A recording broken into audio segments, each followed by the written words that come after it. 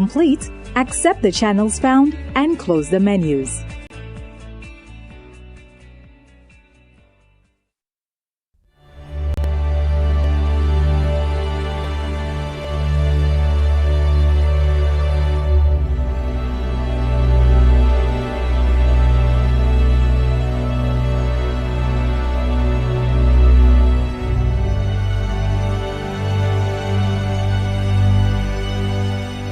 You're watching St. Lucia's only 100% digital television station, Hot 7 TV.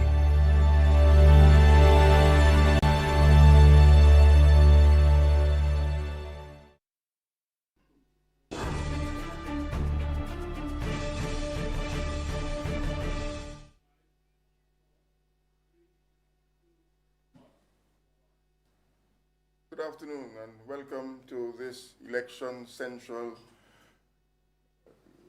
in which we wish to provide information to you on this very intriguing election that we have just witnessed in a couple of minutes. With me this evening, this afternoon in fact, is Mr. who will be providing commentaries and discussions throughout the evening, and we just want to say that we want you. Hot 7 TV is the rising star of television in St. Lucia with our stunning 100% HD quality, fresh exciting programming, including a balanced professional newscast. We are now the fastest growing TV station in all time slots on cable. Additionally, over 10,000 households carry our plug-and-play antennas.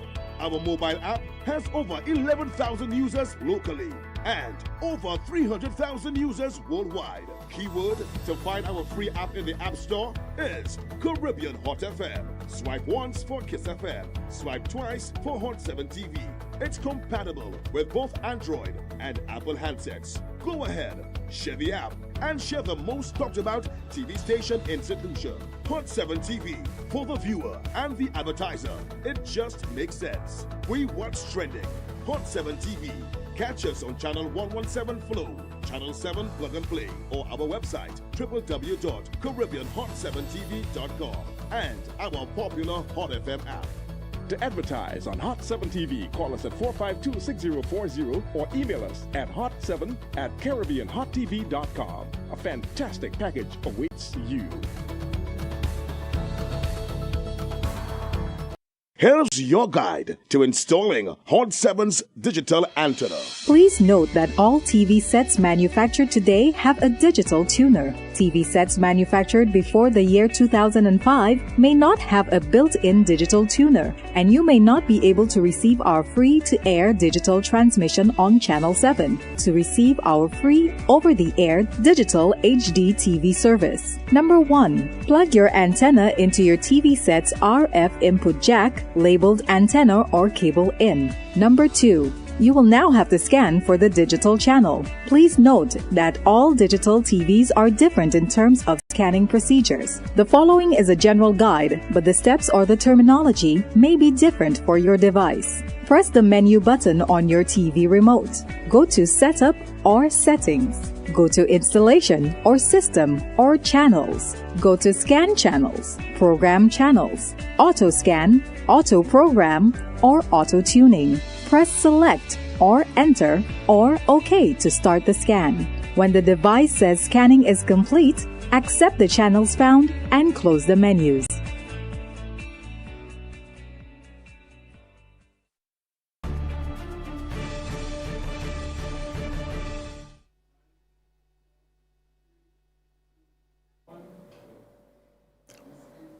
Good afternoon again.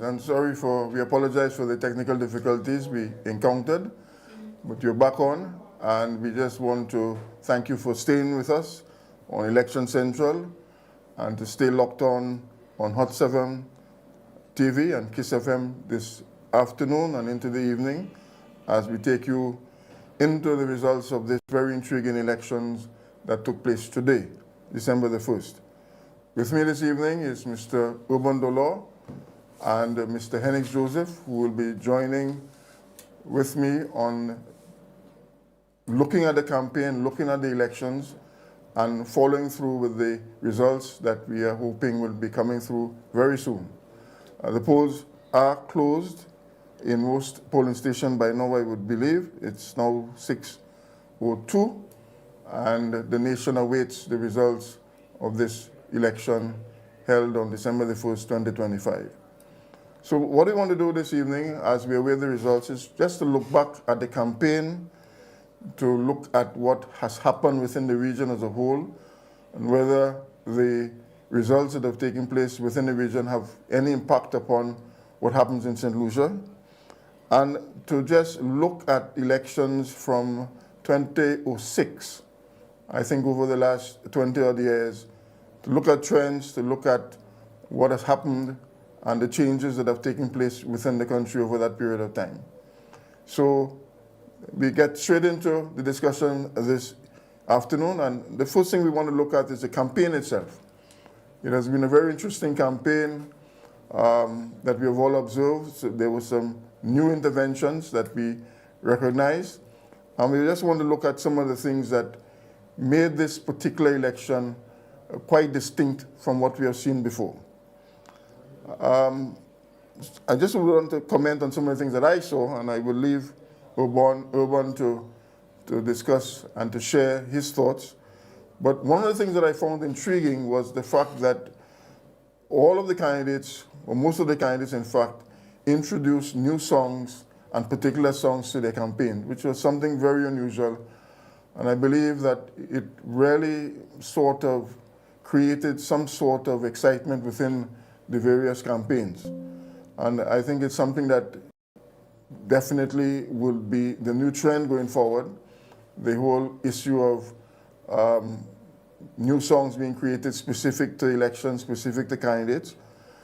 Some of them I found very interesting to listen to, quite catchy, and really was a refreshing change from the traditional forms of campaigning that we have seen.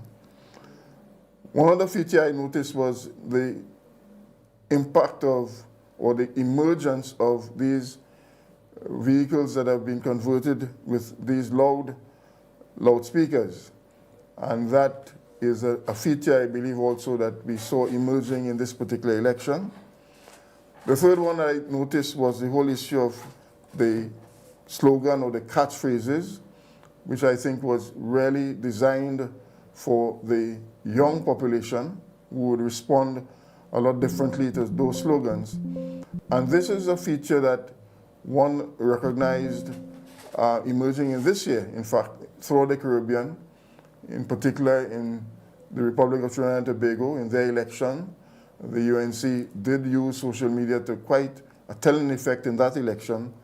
And we saw this also emerging as a new facet of our electoral campaigns.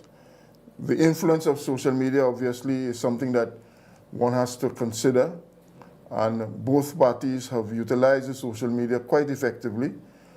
And what is of concern to me particularly is that when you have an unhinged social media, where parties have little control over the content, you have this plethora of disinformation, misinformation, downright lies that emerge, and you have this disconnect that is observed between what the party is saying and what the surrogates are propagating within social media. So this is something that I think really both parties have to take control of in terms of ensuring that what is said in relation to their parties are in fact consistent with the message that they're attempting to convey to the public. Of note is that there has been very little discussion on pertinent issues relating to national development, which is really a sad commentary on where our politics has descended to. The various conversations on the platforms really didn't deal significantly on both sides with the central issues that are facing the country at this point in time. And I think that we have to go back to substance as the core in the presentation of policies by the various political parties. And I believe that is something that we can discuss a little more during the course of the evening as we await the results. And the last one I would want to comment on is how manifestos have now become almost completely irrelevant in the political sphere. Parties do it out of compulsion, that it is expected that you release a manifesto. But I think it's clear now that manifestos have very little impact upon the voting public, and it is something probably that whether it is released so late in the campaigns that it becomes ineffective, but it's really something that I think we ought to look at and to consider going forward. And we also want to look at the regional interface with this particular election. We have had elections in Trinidad and Tobago, we have elections in St. Vincent recently, and whether there is in fact this, I would call it transfer from one nation into another nation in terms of the voting patterns. Of note is, and I go back to 2006, no party in St. Lucia has won 2 terms since 2006. And if you look at the trends over the last election cycles, you've had an 11-6 one way, 11-6 the other way, and the last one was a 12, well, you can call it with 2-1. 13-2, yeah. And we have had some swings in between over that particular 19-year to 20-year period. So these are some of the issues we want to discuss as we await the results. And I just want to introduce Mr. Urban Delors. He's a mathematician. I see him well clothed with his information and his statistics. So Urban, I release you now to share with the public your thoughts on some of the issues confronting us at this time. Okay. Thank you very much, John. I would want to start off by looking at the impact, as you say, of the manifesto. And I'm wondering to what extent the manifesto has really played any significant role in elections over the past how many years. Sometimes I think that there are some people who pay attention to those things, to manifestos and so on, and there are a whole swath of persons who simply there for the color, the party color, they're there for the festival atmosphere, and so on. And I think that for the persons who manifestos have been important to them, it's still very important because, for example, let me say first of all that most of the information I come across it through social media. And there are a few people, for example, who were saying that they would not they didn't get a copy of the manifesto, and therefore they were not even going to vote because they were not aware of what the manifesto is. I must say that given the fact that these documents are now online, and so the people who have access to online facilities can easily get them, you know. So it is that there's been the point I wish to emphasize is that there are some people who rely on a manifesto, and the point you made about it coming out very late is a significant point. I did notice that the SLP was able to come out with a report card about 2 or 3 weeks ago, right. And then after that they had the manifesto, which augurs well, in a sense, for the electorate, because the electorate, I think, should be making decisions based on not only what the manifesto promises, but what the party has delivered. And to that extent, therefore, the party made it very easy for people to see what they have delivered by presenting that report. So that is, I wanted to comment on the point you made concerning the manifesto. I also want to say that, to my mind, the campaigning appeared to be very well choreographed. Because, in fact, one person, a couple of people said that the campaign almost seemed as though it will a jazz festival. Because, you know, the people came up, you had timers even for the artists to know when, you know, counting down and so on. So everything was very fluid. It appears as well that in terms of the number of persons who were at those various activities, quite frankly, I don't think that there was a fundamental difference in numbers. Now, if you go back and look at the number of persons who, in a sense, are almost perennial UWP supporters and perennial SLP supporters, the number is not that great, is not that different, right? So to my mind, the size of the crowds would be large, because both parties have had a history of bringing people together. And so what you saw was really the effect of a situation, a country where perhaps 20% or less of the population is not committed almost to a party.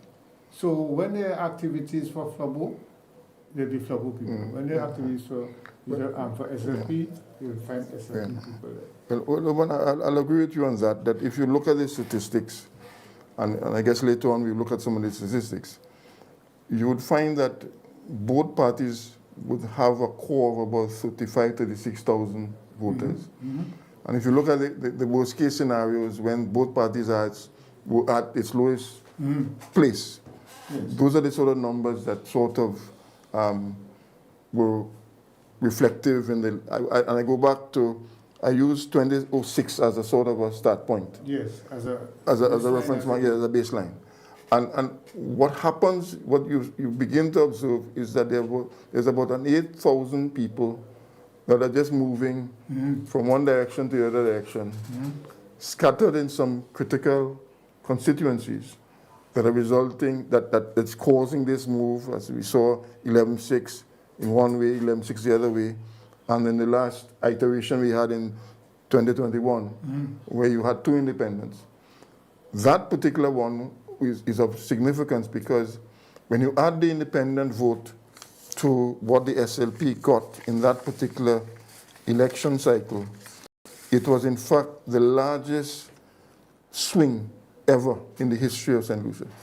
There was a difference of 12,125 votes between, I call it the 2021 SLP/independence as what the UWP got. The UWP got 37,481 votes.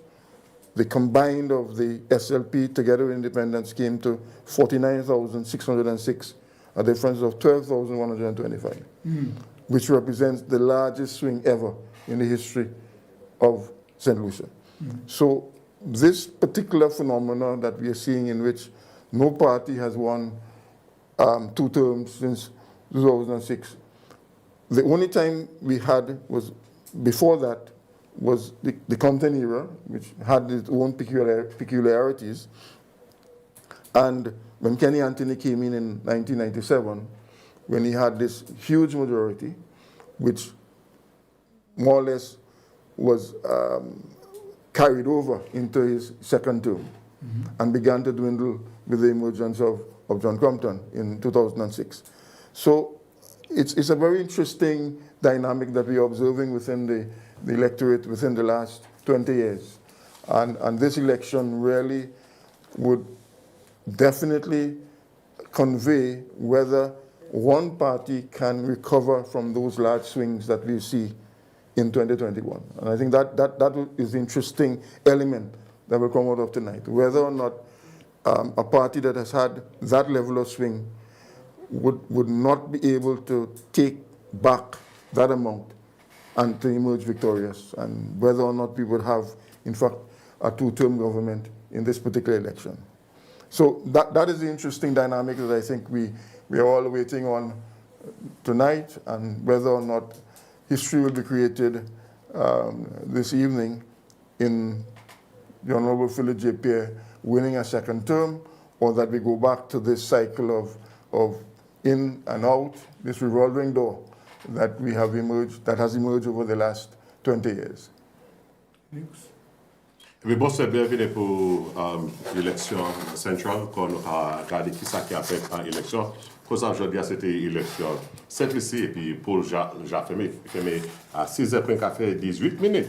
Quand descend là après 6h, puis actuellement, en ces diverses constituencies, c'est maintenant qu'il y a côté vote pour garder qui est si parti Léba, Philippe Jepierre, qui a été en gouvernement, et bien si Alain Chassenay qui a vie en gouvernement. Et puis, ça, on est M. Urban Dola et puis John Peters. Et puis, ça, il a dit, ça, M. Peters, commencé à parler à ce Australia là. Il a parlé à ce modèle, et bien, manière, c'est campagne, il a allé. Et puis, il a parlé de manière, en pile, c'est moun, il a speaker à ce machine, et puis, il a en pile musique à parler. Et puis, il a en phrase où ça, les bas de cadeau, the mood is red, et puis flabo de cadeau, the code is yellow. Et puis là, il y a la musique, c'est mon affaire à ces bagages ça là. Et puis aussi garder à ce qui ça qui fait Trinidad, élection Trinidad, et puis aussi Jamaïque, côté yo servi un pile bagages qui fait en médias social, Facebook, et puis pour ouvrir un pile information sorti dehors. Parce qu'en pile monde, en chaque délai, il n'y a pas de cas à ces meetings. Là, il y a des gens qui partent à la meeting pièce, et puis il y a des dépend à ce que ça qui a fait là, à ce média social. Il y a aussi parlé à ce manifesto. Et puis il y a dit que ça, aussi regarder en pile délai, est-ce que la question c'est, est-ce que c'est manifesto qui a fait science actuellement? Il y a regardé qui, il y a 6 semaines avant l'élection, Flambeau mettait ça dehors, et puis 2-3 jours après ça, les bas mettaient ça dehors. Mais ça qui était très intéressant, à peu près 2 semaines avant ça, 3 semaines, parce que ça c'est le 21, le Premier ministre a annoncé date d'élection. Le Ténégois meeting à ce Market Step. Côté il mettait un livre d'or, côté il a dit à ce travail, il a fait. À d'une manière, ça, là, c'était un manifesto. Et puis aussi, il a parlé à ce qui manière élection, oui, genre, est-ce qu'il a affecté ça, cette ici, quand on regarde un changement, parallèle de Jamaica, parce que Jamaica a été, mais où était de Jamaica, où était l'élection Jamaïque, où était l'élection Trinidad, côté John Gain, et puis où était l'élection là en Sylvester, ça c'était jeudi, côté John Gain aussi. Et puis, est-ce que c'est bagaille ça là qui a fait, qui a changé manière bagaille élection qui a allé en cette ici.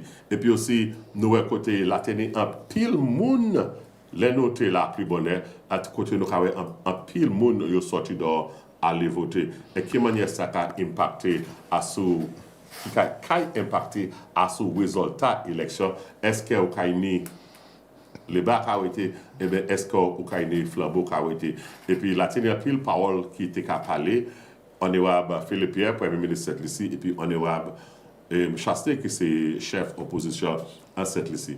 Alors, ça, nous avons fait actuellement, c'est nous avons regardé l'élection depuis qu'il commençait, depuis nous commençons à regarder l'élection, peut-être la dernière 20 années qui passait, et puis nous avons regardé qui, résultat, dernier cette élection, nous avons regardé qui, la tenue, résultat de Kamouché, côté qui, partisan Léba, parce que c'était D, qui a fait 4, et puis fait. Et puis, il a regardé manière résultat salarié. Et puis, il a regardé comme ça, regardé résultat élection, qui, ça c'était plus gros, margin, et bien, partisan flambeau, les bas, les yo gain, un partisan, eux-mêmes, et puis, dès l'autre, ça indépendant.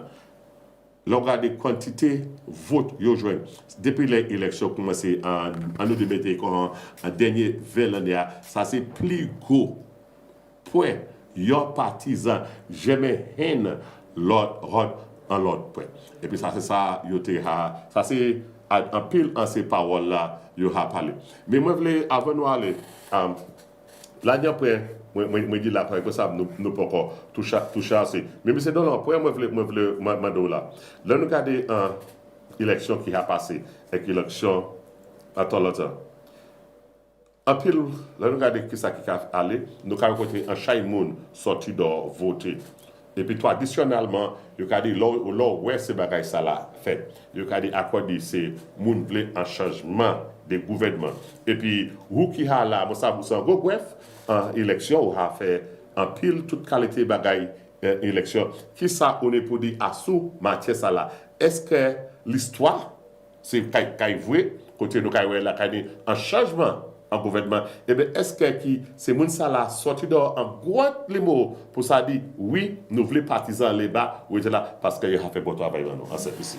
Eh bien, moi, pour ça, pour moi, pour ça, là, quand tu es et que dit, moi, c'est mon cas, sorti dehors, pour ça, puisque yo voulez les bas été. Et moi, pour ça, moi, yo pas pour ça, moi, dit ça. Si vous regardez à sous moun qui a dit qui swing, qui a sorti from yon parti aller joindre l'autre parti. Si vous regardez ça, l'année chaque moun qui quitte UWP pour entrer les bas. L'année de Achai, ou de Achai? Oui, l'année chaque, parce que l'année chaque, nous pas connaître, mais l'année chaque qui a monté pour UWP. Et que ça, il swing pour venir là-bas à cette plateforme là-bas. Pas bien, un seul. Non, l'année Stéphane. L'année, l'autre fois là. Andy Daniel, oui, ça a aidé. L'année, moun qui était, il n'a pas été monté, mais il était. Non, mais c'est ou du corps, l'année chaque qui a monté, c'est D. Andy Daniel et puis Stéphane, c'est D seulement. Non, mais. Ou dit D ça. Pas si ça. Comment moun, l'année Mondesi. Mondesi, c'est pas actuellement, hein. Mondesi depuis pas belle élection qui est passée. Non, mais je me rappelle tout le monde qui a monté pour y donner. Tell-nous ça. Mais nous savons mangal mouté code gagne et puis actuellement il y a sur plateforme gagne. Oui. Mais avant ça il était high WB. Non, monsieur Dollar. On mettait bagaille là. Égalité. On mettait bagaille là égalité. Pour des monde qui quitté et pour des Mondesi. Bon moi cadre comme ça, Mondesi c'est pas hodi ayon. So, mais nous pas de bangal sur pas. On pas si connaît sur bail. Non, nous pas si. Mais nous mettons bagaille là égalité monsieur Dollar. Égalité. Moi tout l'année chaque monde qui go en partie UWP, qui swing à l'élève, et swing peut-être un dernier mois. Et peut-être. Je ne sais pas chicaner ça. Écoutez-moi. Let's get along. Et puis, puisque nous avons animé, nous avons regardé les conditions de carrière, we're looking beyond, we're reading beyond the lines. Bon, quand tu es ça. Vous êtes obligé de répondre en créole, sans répondre en créole parce que vous voulez M. Peters comprendre ça au Canada. Vous n'avez pas compris créole? Vous comprenez M. Peters? Little bit.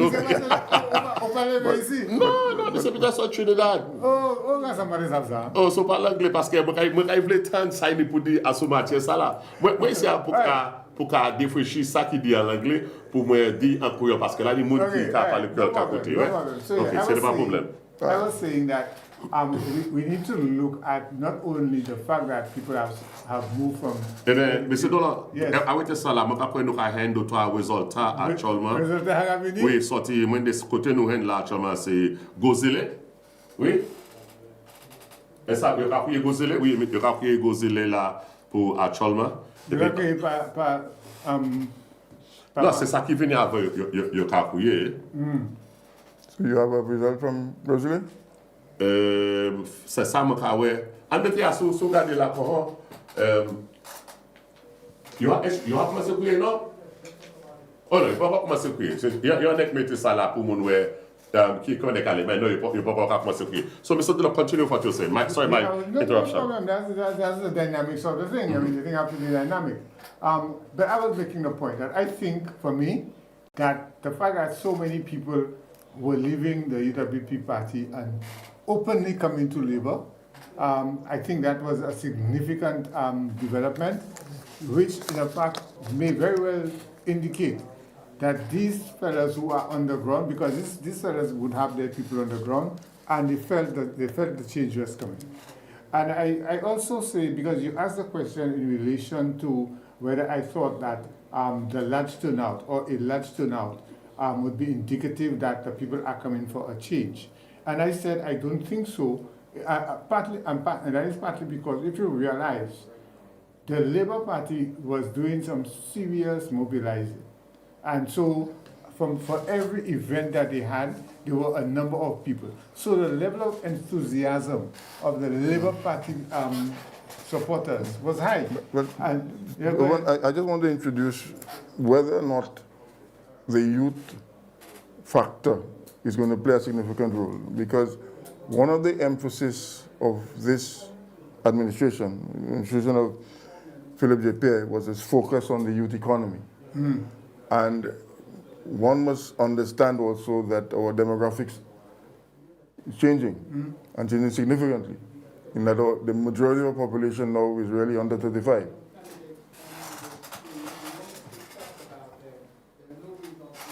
Okay, so there are no results as yet coming out from the electoral office, but we can probably look at some of the candidates that are part of this electoral cycle. We can probably start in Rosalie and see. Before we go to that, I wanted to make a point about the songs. And I don't know how significant it is and whether that is a trend, but I don't have a passion for the fact that UWP has introduced a method of a slogan, which to my mind ought not to be. Because the reason what being, slogan is that you're referring to? the yellow is a code. What's wrong with the yellow is the code? I'll tell you what I think wrong with yellow is the code. Is the code. Because that yellow is the code is a slogan that was adopted by a conglomerate that was actually operating in Trinidad and operating in St. Vincent and came on to operate here. And the guy who was the head of the thing actually said so in no uncertain terms, that he was in fact, he had been deployed to come to St. Vincent and come to St. Lucia, so that yellow is the code can be at the CARICOM level, at Caribbean level. And I have a difficulty with that, because if there is a situation where an external force is influencing the outcome of an election, the external force does not want to influence our election just because it has been magnanimous. Yeah, but Oban, I mean, let's stay on that for a little while before we move on. I think every party's right to choose any consultant they wish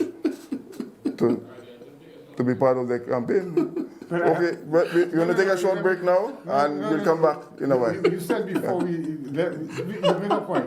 It is not that the party selected the consultant. It is that the consultant selected the party. That's a different thing altogether. But I won't go into that area at all. I don't think we can create substance to that. If il est depuis, nous avons pris discussion à ça. C'est ça là pour ça, nous avons tout à l'heure, puis nous avons pris discussion à ce matière ça là, et puis peut-être les nouveaux, nous avons résultat sorti là pour ça. Oui, nous avons tout à l'heure. So we take a short break and we.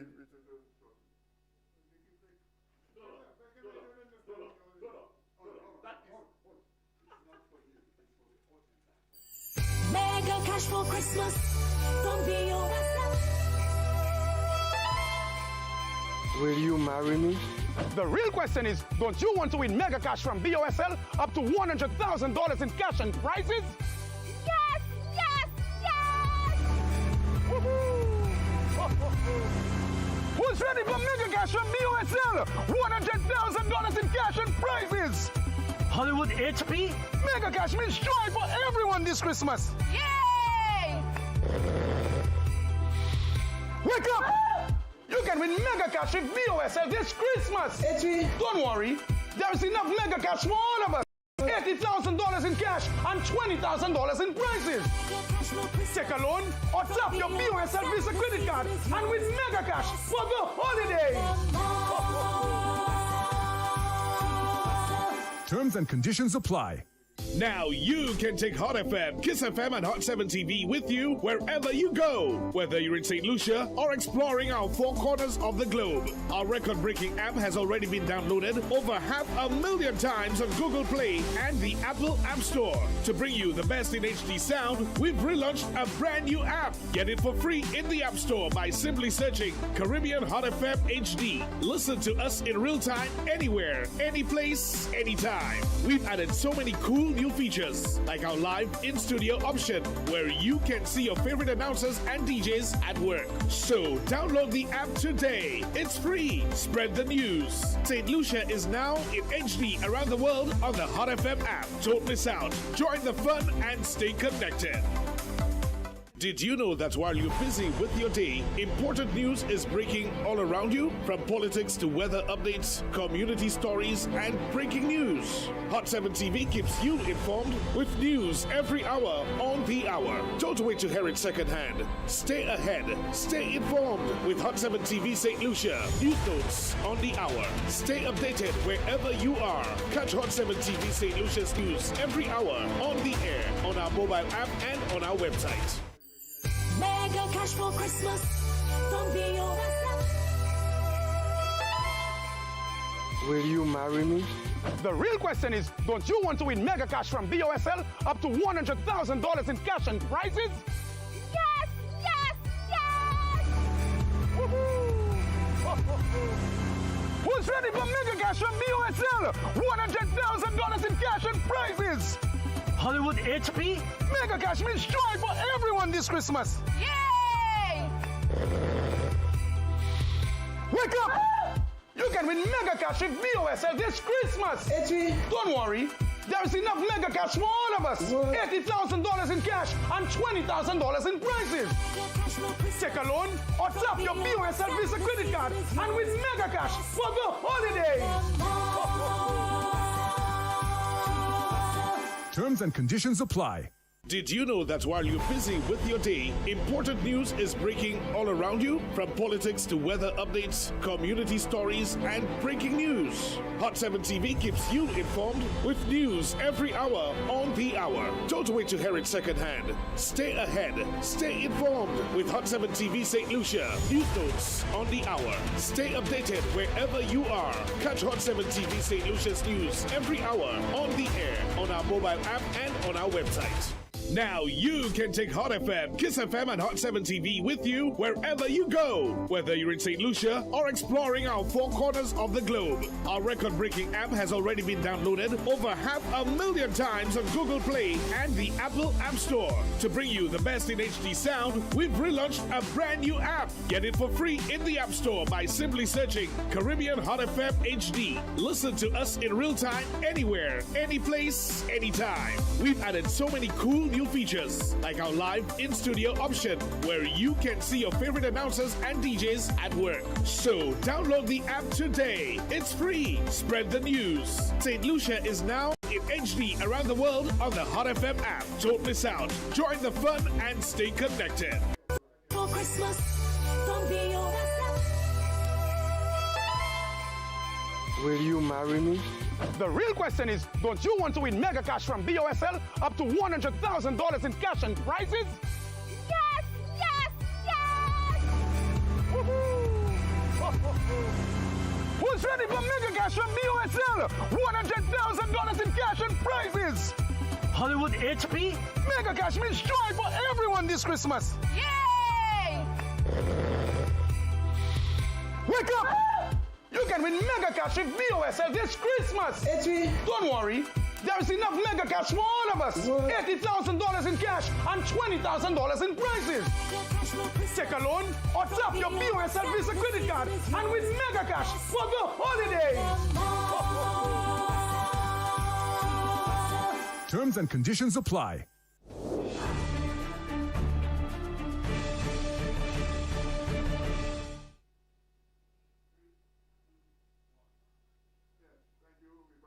Just to remind you that this election coverage is brought to you with the compliments of Hot 7 TV, the Bank of St. Lucia, all the bank you need, and powered by Flow.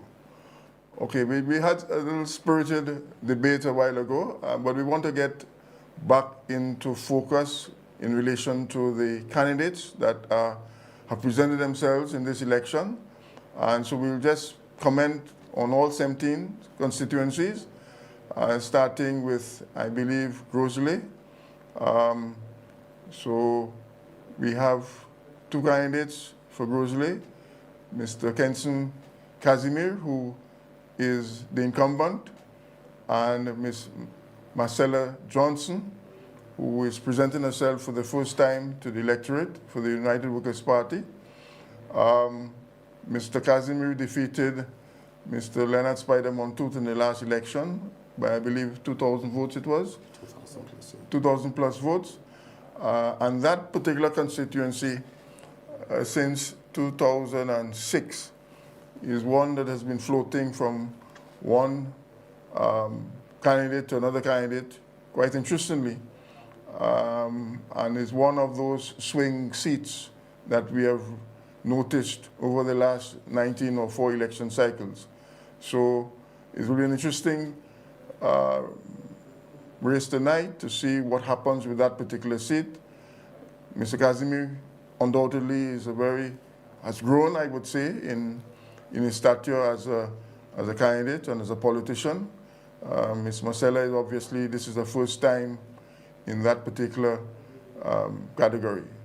Next we want to look at is ancillary canneries, quickly. Before we go, just comment on the... Yeah, I'd like to make a couple of comments as it relates to Grosley. You will notice that Grosley is the largest constituency by far. In fact, at the last election, the number of electors, in other words, the number of persons on the ballot, on the voters list, was a whopping 24,000 plus. And in fact, the number of voters in the last election, 2021, was 12,000. And even the 12,000 that we see there, it is only one other constituency, 2 other constituencies that have more voters overall. So, no, let me say that again. The number of people on the ballot paper, to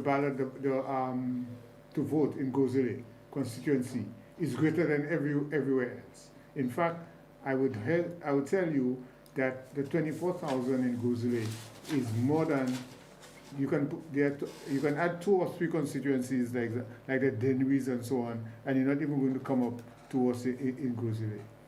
That's one of the things that I want to point out.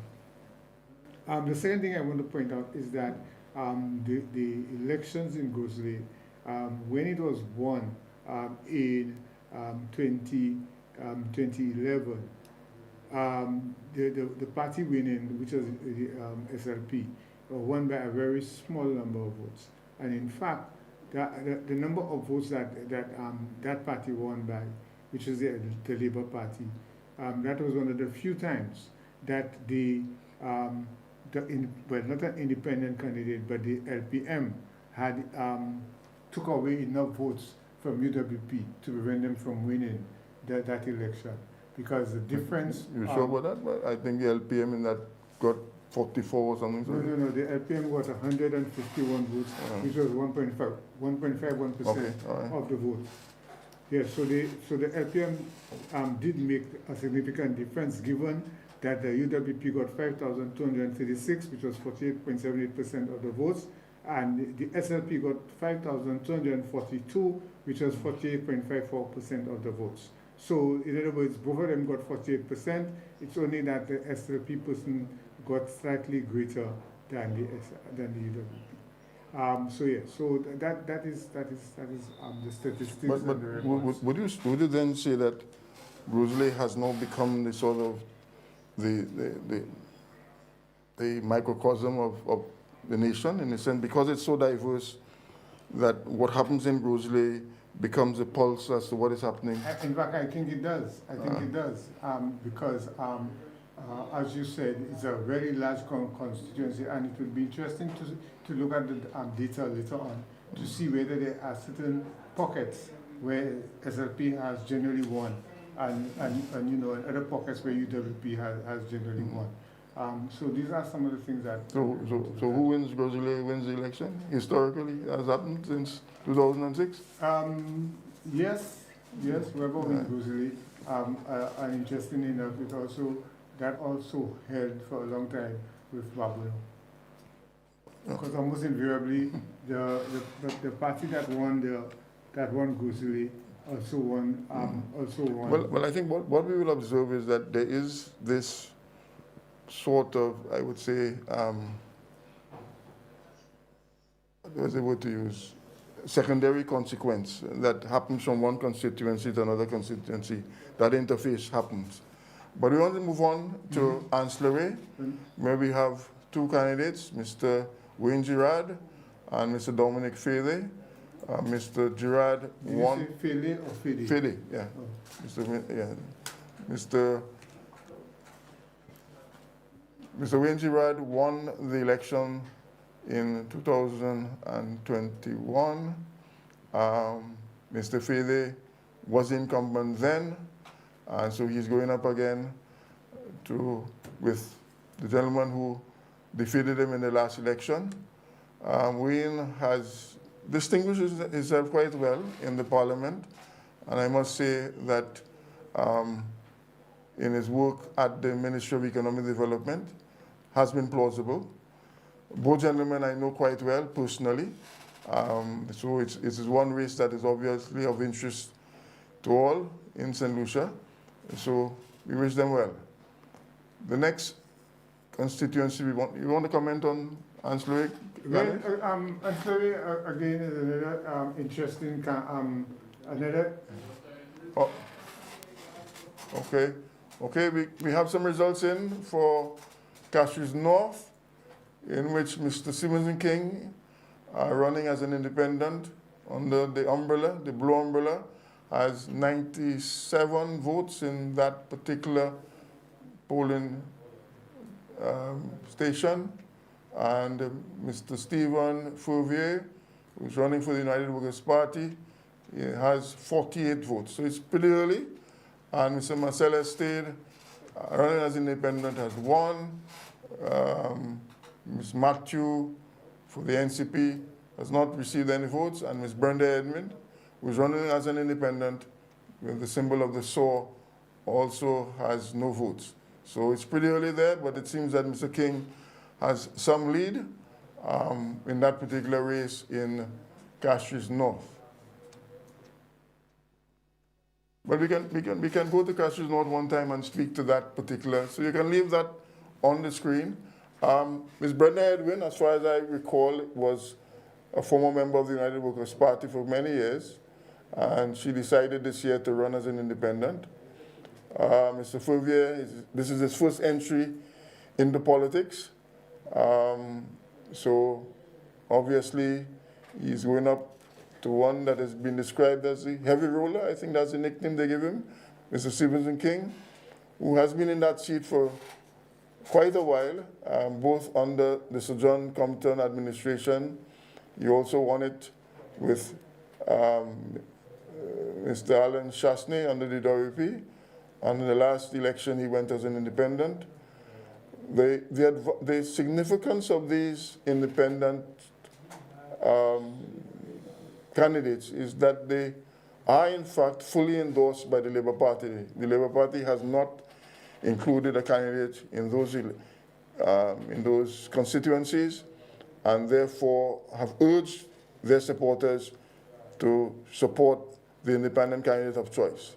So what we find in both Central Castries as well as in Castries North is that you have the entire Labour component coming along with the candidate, a significant amount of them, and both candidates have, from a personal level, have a tremendous amount of support based upon their historical engagements in politics. So we will be looking at these two seats quite closely to see whether or not they stay as independent. And I guess in the next few hours we will see how that unfolds. There's some interesting observations regarding the Castries North constituency and and Castries Central. So let's get Okay, we're getting some results in for Castries Central. Okay, very interesting. Mr. Rush Clark, and we don't know exactly where these numbers are coming in, but Mr. Rush Clark has 60 votes at this point in time. He is representing the United Workers' Party. Mr. Stanley Felix, as an independent under the color orange, ran for the Labour Party on 2 occasions. He has 7 votes at this point in time.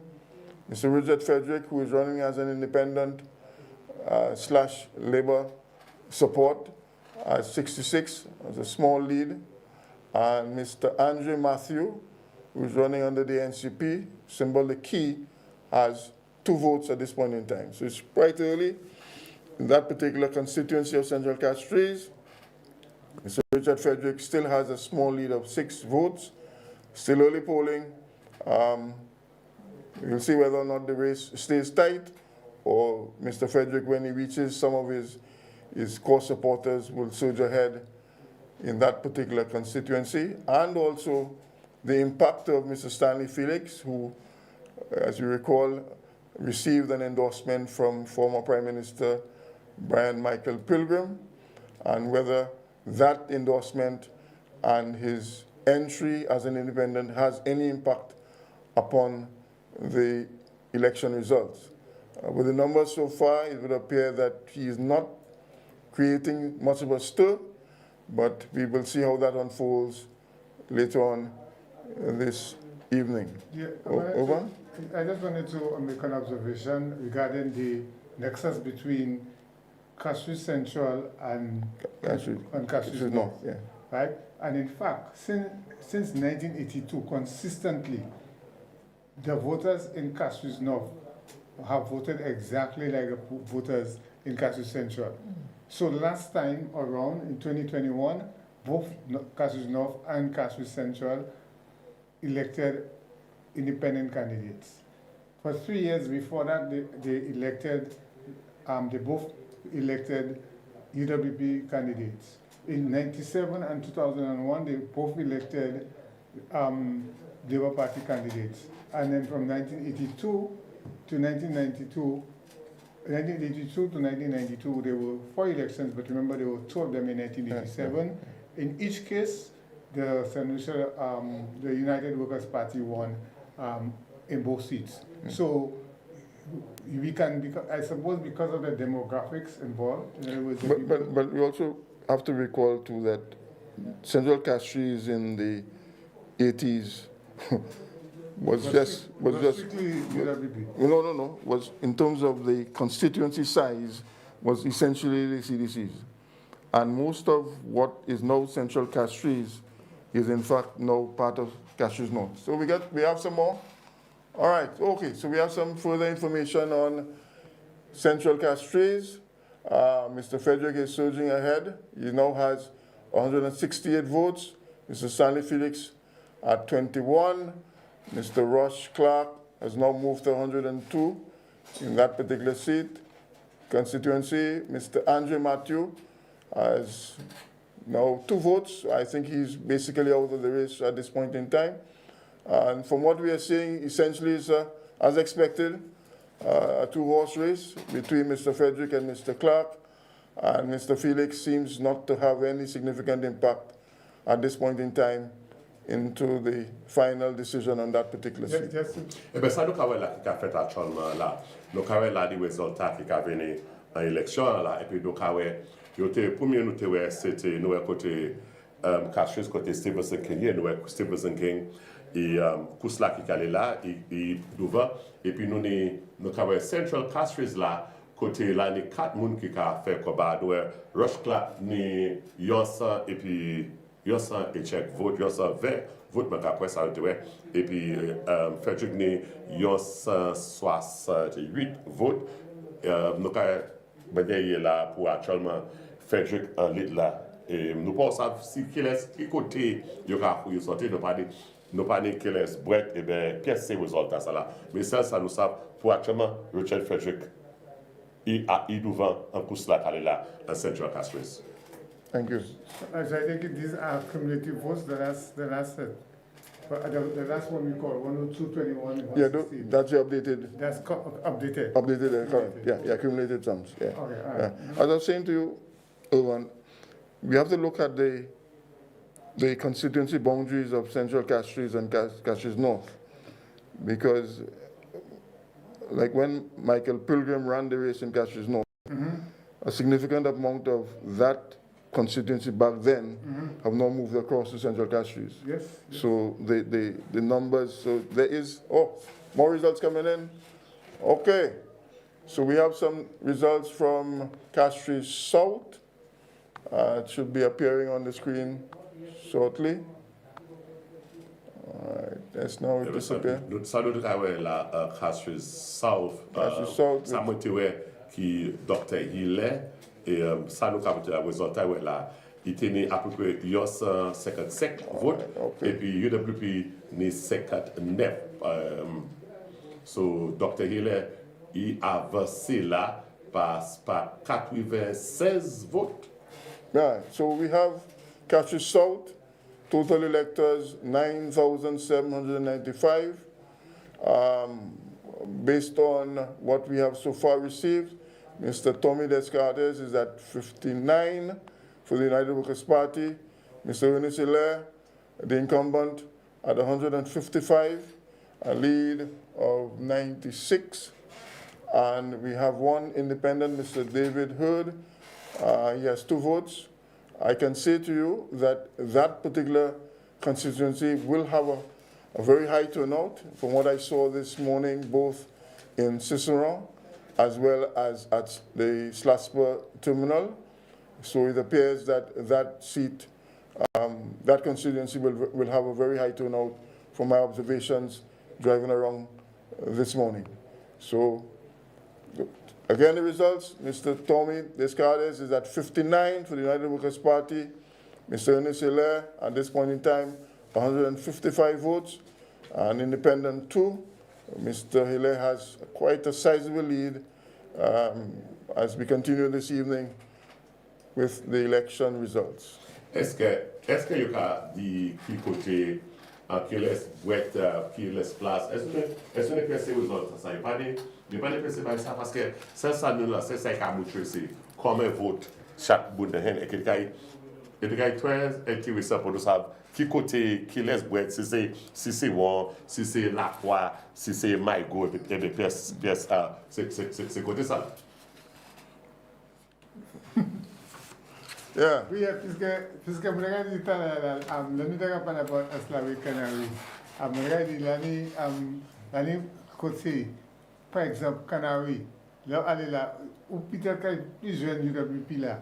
So, dès là, temps qui passé, in times past, when the votes was coming in, when you got the ancillary part, like, you know, and the Canaries didn't come in yet, you couldn't call the seat yet because you really didn't know by how much the people in Canaries. But I think in the last election it was so. When Mr. Girard went into Canaries, he was behind Mr. Fede. Yes. And really.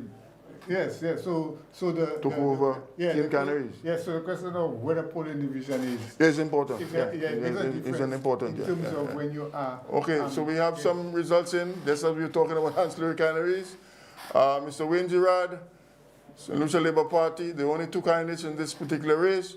He's at 141, and Mr. Dominic Fede for the United Workers' Party is at 127. As we are saying, we do not know exactly where these various polling divisions are, so we are in the dark in terms of whether or not they are in strongholds of the various candidates.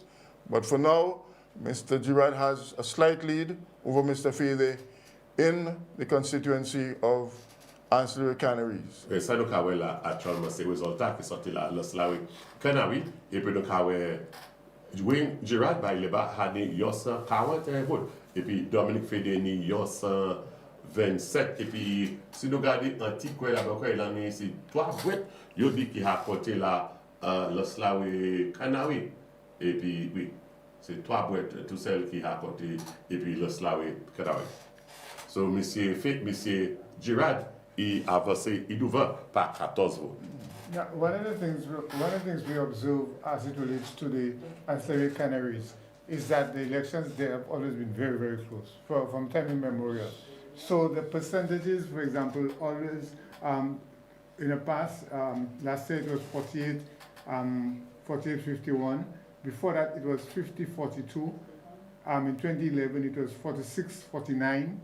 And in 2006 it was 50-47. Yeah. So no candidate in ancillary canaries has ever even got more than say like 53, 54, not even 55% of the votes, right? So that seat will be close, I think, throughout the night, because traditionally that's how it has been.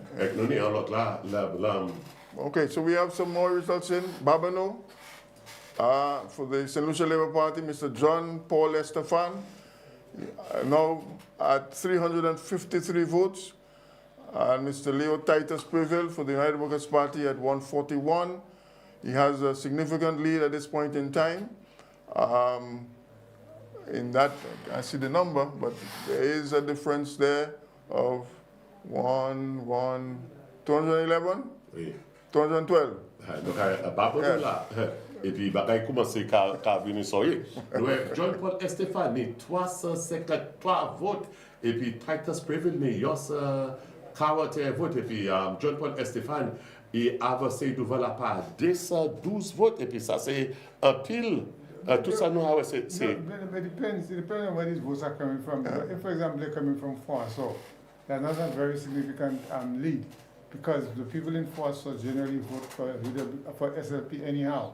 So well and truly, at this early stage, you really cannot say. So, you know, but this particular constituency is quite interesting because Mr. Claudius Prevail did throw his support behind Mr. Estefan and not with his brother Titus.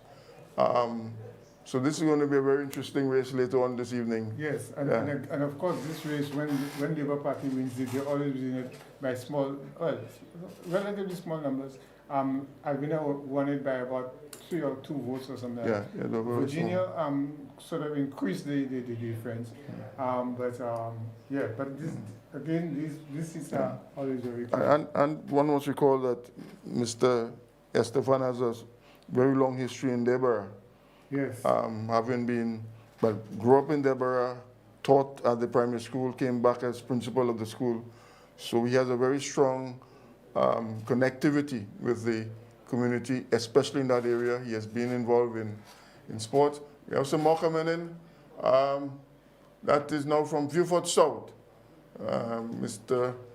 Danny Butcher from the St. Lucia Labour Party is at 169 votes. There's David Troy Charles, an independent, has 1. Miss Lena Johannes Paul at 83. Mr. Melchior, independent, also at 2. So Mr. Butcher is pulling ahead in that particular constituency. I don't think we are expecting any upsets in that particular constituency. No, I expect upset anyway. Mais ça, nous avons là, actuellement, nous avons un résultat qui a sorti en Vieux-Fort Sud. Nous avons Danny Butcher, by partisan Labour, ni 169 votes. David Troy Charles, plus de monde connaît le compte à part, yon vote, et puis Lady Liana Eva Johannes Paul, il est 83. Et puis Choix Melchior, indépendant, il est 2 votes. Et puis ces résultats ça là qui viennent. Et toi, moi ça monsieur Peters dit que ça, il pas qu'à expecter pièce rien really fait là, moi dit que ça n'importe où ça ainsi puis ça fait n'importe côté à élection cette ici. Well, you know, I think that if you look at the firewall that the Labour Party has created, the firewall, Viewfort North, Viewfort South, Library, that firewall there, I think the history proves that that wall has never been been broken, and I don't expect it to be broken today. Okay. This is like I said, expecting anything. Mwen vle d'akor pi sa, M. John Peters kadi. Paske, an pa di le ou teni lò gade vie for soud, le Eldred Stevens gen, la teni 3 moun ki te fè koba la. E pi sa, mwen ke sa se 1982, 1982, le Eldred Stevens gen. Men apre sa, avant ça, il n'y a pas jamais gagné. Et après ça, c'est toi, c'est toujours qu'à voter Léba. But 82 was a sort of an aberration, eh? So it's not, because, it's not reflective of... In 1982, you had the influence of the PLP. Yeah. Et puis, nous avons résultat. Okay, so we have some more. Beaufort North, Mr. Moses Jean-Baptiste for the St. Lucia Labour Party had 112 votes. And Mr. Calix Xavier for United Workers' Party at 44. Mr. Jean-Baptiste has a lead of 68. And as I said before, I still believe that firewall, Beaufort North, Beaufort South, and Labby will be maintained in this election. So again, Urban, I'm not surprised with these numbers that are flowing from Beaufort North. Mais donc, avec la donnée résultat sorti Beaufort Nord, donc à côté Moses, Jean-Baptiste et Moussa, qui c'est qu'a monté par partisan Léba, 112 votes et puis Kakal, Calix Ian Xavier, par partisan Flabo, il est 44 votes. Bon, avant nous aller de l'autre côté, moi je voulais dire ça que nous avons très intéressant là actuellement. En tout ça qui a couillé là, partisan Léba, toujours devant en tous ces côtés ça et après nous avons Central Castries, nous avons Babono et puis nous avons pas négocié non nous avons Central Castries non un parti Central Castries on nous créé Beaufort South, Beaufort North et puis Castries South en tous ces côtés ça là les bas lead et puis aussi là nous regardons des indépendants King et puis aussi Central Castries Richard Frederick aussi nous oublions en Slave Canary so c'est ça les bas, yo devant, et puis Central Castries, c'est ça qui est indépendant, yo devant aussi.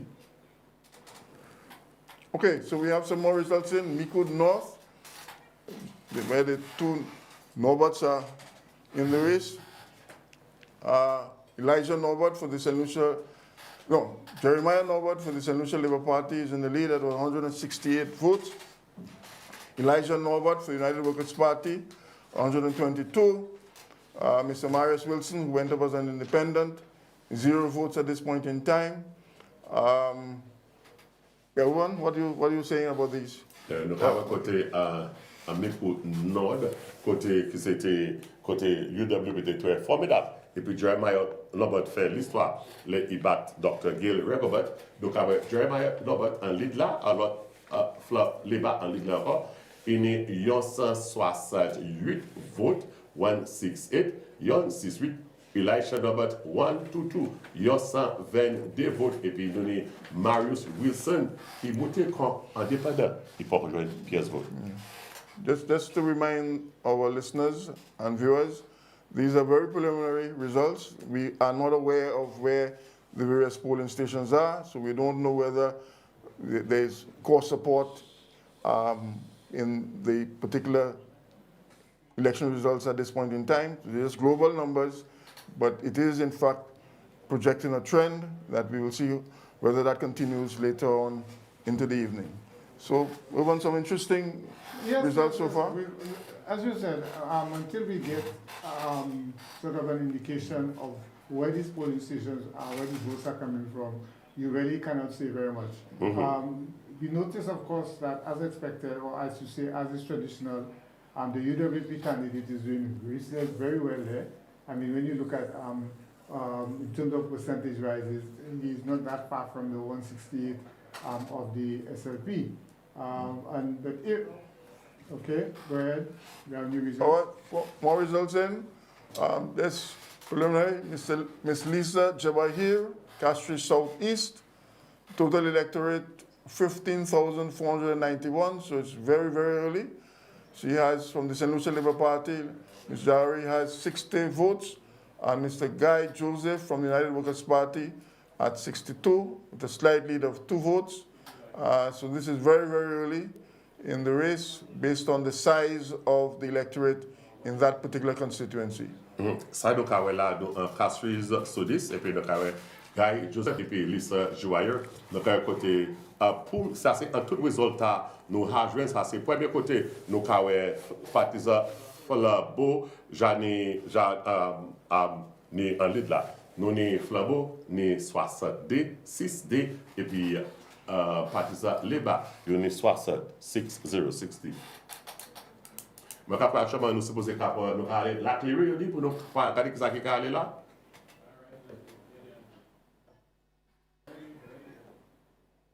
Okay, so we have some footage.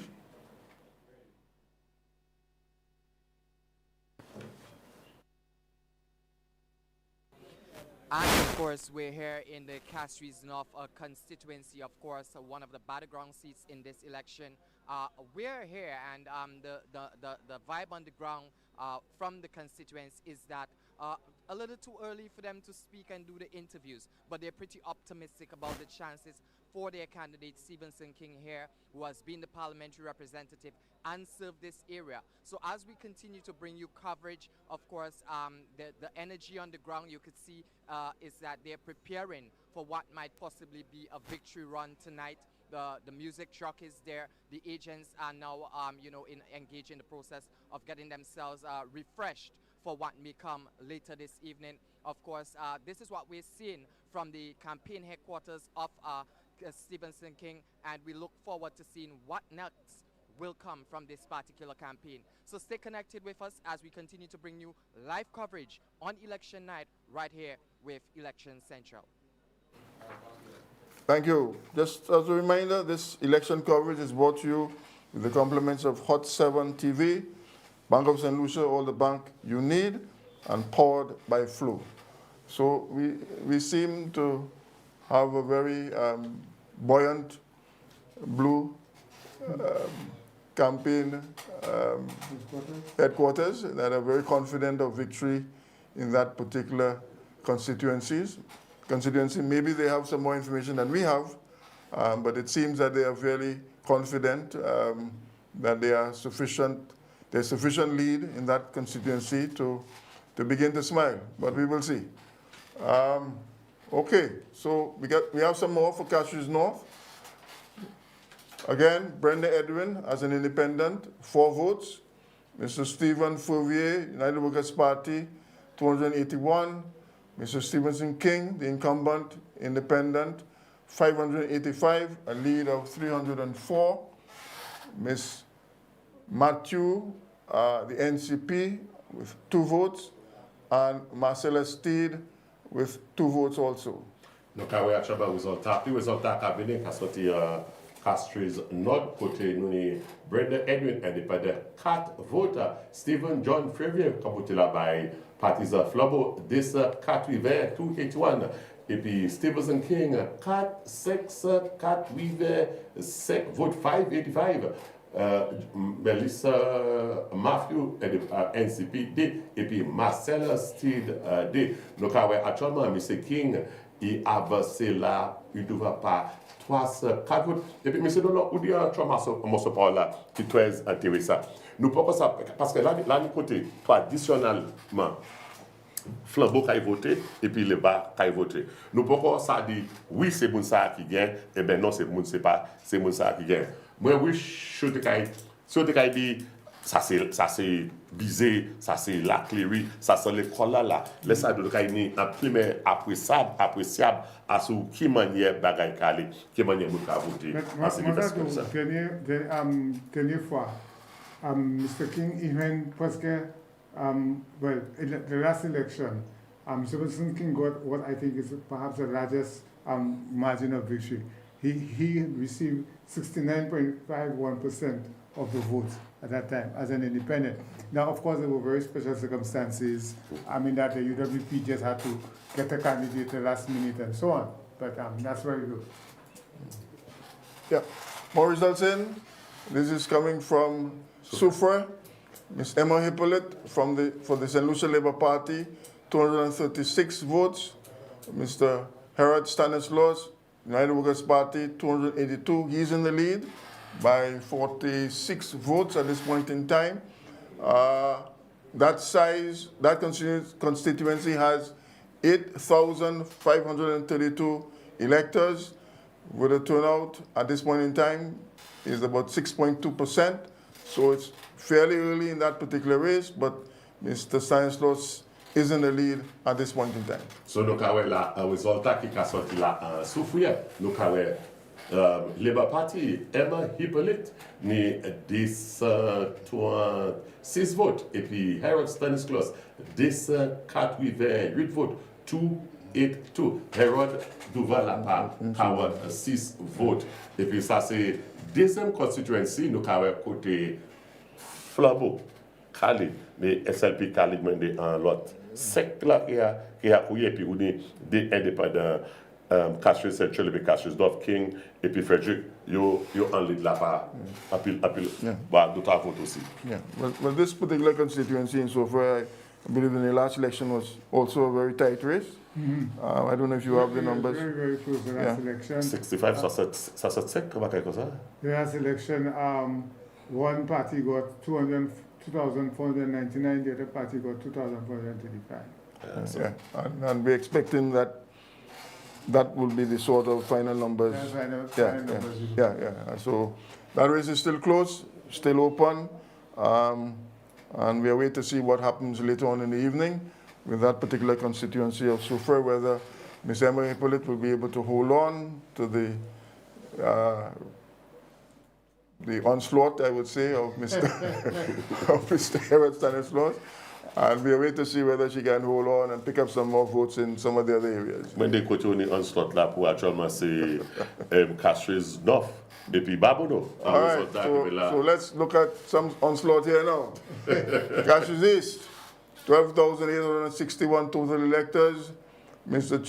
Peter Chico of the United Workers' Party is at 66 votes. Mr. Philip Joseph Pierre, the incumbent and present Prime Minister of the St. Lucia Labour Party, is at 278 votes, ahead by 212. I do not believe there will be any surprises in that particular constituency at all tonight. Mr. Pierre has already begun this surge ahead of Mr. Chico. Ok, donc avec le résultat là qui a sorti Cassius, qui ça c'est côté même Parlement et bien qui en chef partisan Labour. Philippe Joseph Pierre, 278 votes, 278 votes, et puis Peter Chico, 66. Donc avec M. Pierre, il doit la part 212 votes, et puis résultat a venu actuellement, et puis l'organe partisan Labour pour actuellement, ça fait bien. What I can say is that the last time in 2021, Philip J. Pierre got the largest margin compared to any of the other elections, because in that year, 2021, he had 66% of the votes, whereas on other occasions he had 52, 55, and 51. Of course, we know that since 1997, he has not lost that constituency, but it was formidable the last time, and apparently this time around it's even, because remember, let me just say what I'm going to say. So this time around, it appears that he is well on his way, because with those close elections we have in terms of numbers and the small numbers that we have for each constituency, a lead of 200 and something so early, it tends to be formidable. Je suis d'accord, et puis il y a un morceau de parole, M. Peters dit, l'anecdote de la constituency, le résultat de la jeune, je ne sais pas quoi nous pièces ici. Regardez, il faut nous, il faut sud. Je ne sais pas nous ici là. Mais aussi, regardez, regardez Soufrière, et puis regardez l'Islamic Canary. Manière il y a aller là, regardez qui manière c'est mon qui gagne par partisan Labour. Ce n'est pas un pile vote. Il y a gagne par 60 et check vote. Et tous les deux gagnent par moi qui en vote avec l'autre côté gagne par 100 et check vote. Et puis manière bagaille qui aller. Ça c'est dedans l'unité comme regarder qui ça qui aller. Donc ça c'est à dans ces côtés donc a dit c'est silence qui côté yo aller qui manière moun sorti dans vote c'est mon ça là qui fait gouvernement. Et puis monsieur Dollar, là tu as trois paroles ou des plus bonnes qui étaient très intéressant. Et puis là on regarde traditionnellement Barbono, Gozile, côté voté, a formé gouvernement. Moi crois ça celle-là où tenir côté parti former gouvernement. Mais là regardez toute manière on est là, le fait gouvernement. Okay, so we have some more. Dennery North, total electorate 8,861, present at 9.1% of the votes that are possible cast. We have Mr. Sean Edwards for the St. Lucia Labour Party, Deputy Political Leader, at 483. Mr. Bradley Fulgens for the United Workers' Party at 313. Mr. Edwards has a present lead of 170 votes in that particular constituency. Oui, donc avec nous en January Nord, Sean Edwards, il est 483 votes et puis Bradley Fulgens 313 votes. Donc avec monsieur Sean Edwards, il devant la part 70 votes. Et puis là, regardez là, nous avons côté ça là, la bataille pièce vote rejecté. Si nous regardons antiquaire là, nous avons combien de votes rejectés, nous avons là, il y a pas de pièce vote rejecté là. L'année vert boîte qui est là, et puis ça c'est en mode 4 boîtes, il a apporté. C'est 4 boîtes seulement il a apporté. Et puis nous avons côté Sean Edwards, il en lead là par Yos et check vote. Okay, that's another constituency that, although Sean has won it a number of times, it has always been very close. Huh? It's not a constituency because, yeah, it's not a constituency where you get big differences, right? And if you recall, that was one of the strongholds of John Compton. Yeah, that's right. And so you find a lot of the people are still traditionally UWP. So it's not a seat where people would have big margins. And it's a small constituency as well. Yeah, and I think if we want to create some zones, I think you have, I call the firewall, Library, Beaufort North, Beaufort South, one branch. Oh, we have some more results in here. Okay, Chouzelle, total electorate 9,539. Mr. Keatson Charles of the St. Lucia Labour Party at 166 votes. Mr. Bradley Felix, who is the incumbent for the United Workers' Party, 269. Mr. Felix is pulling ahead at this point in time and has a lead of 103 votes in that particular constituency. Ça là, nous avons constituency Swazi Saltibis. Nous avons Keatson Charles by Partisan Labour in 66 votes. Et puis nous avons John Bradley Felix, qui était élection by Partisan Flambeau, in 69 votes. Nous avons en lead là par 3 votes. Et puis quand nous tout ça, c'est Bradley Felix, c'est lui qui dégaine ça by Partisan Flambeau, dernière élection. Yeah. Okay. Again, you have a situation where you have 269, a lead of over 100, early days yet, but notwithstanding, that's significant because if you want to make inroads into an incumbent's place, you need to have started with a lead. Because he would have had an opportunity to find his way around the constituency. So in a way, he has sort of been able to deal with little pockets that may have existed before. Yeah. But I still say Saltibus is an area that is supposed to be Labour. So that might make a difference, but we'll see how it goes. Yeah, I think Mr. Charles has a challenge on his hands tonight. Mr. Felix has done well in his short term there. Okay, some more results in. Okay, Ms. Hippolyte has gained the lead. So for again, Ms. Emma Hippolyte, the incumbent, St. Lucia Labour Party, is now at 678 votes. A lead of 156. You didn't say UWP, 678 for the... 678 for the SLP, sorry. And Mr. Herod Stanislaus, United Workers' Party, is at 522. So Ms. Emma Hippolyte is ahead now by 156 votes in Soufrière. Donc, à un côté, bagaille a changé la lait. Premier résultat est sorti. Herod était en lead là. Et puis, actuellement, nous avons un côté Emma Hippolyte qui a pris le lead là. Il est 6... 678 votes, 678, 678 votes. Et puis, Hérodé, 622 votes, 622 votes. Et puis, il y a un membre de la part plus passé, il y a 100 votes. Et puis, dans l'an, au décadé, il y a 156 votes. Et puis, dans l'an, on a parlé à ce résultat, dernier résultat, élection. En souffrir côté oui, il peut le gagner, mais pas de gagner par un pile vote. Et ça, c'est dans ces sites-là, nous avons qui ça allait de votre side, parce que, well, Emma had 2,499 and Herod had 2,435. So clearly, that you know that math. Very close. From 99. Very close. A question of less than 100. So that one can go anyway, as always. But it's interesting that she has pulled ahead of him so early in the race. But we'll see how it goes later on tonight. Okay, some more results here. Mikud South, the political leader of the United Workers' Party, Mr. Alan Chasney, the incumbent also, at this point in time, 110 votes. And Ms. Chandeli Haraksing, of the St. Lucia Labour Party, at 51 votes, still early in that particular constituency. But Mr. Chasney is now leading by 59 votes at this point in time. That's based on 2.08% of the total electorate votes counted. So still early days in that particular constituency. One constituency we have to look at.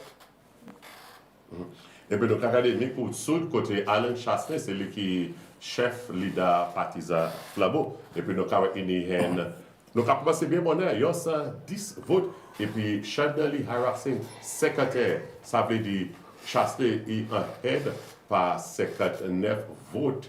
Et puis, moi, c'est mon là en rouge. Qui côté qui là, moi, ça a bien, ouais, c'est mon là. Et puis, Flavio. Est-ce que tu laisse côté qui là, moi, bien, ouais, qui côté qui là, Odès, et là, il est. Oh, there's some footage of, I guess, the constituency office of Mr. Ernest Hilaire, I gather. They seem to be celebrating,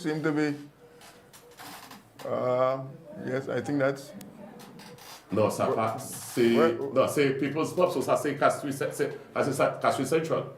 Okay. C'est bon la place là. Jeremy Street. Yeah.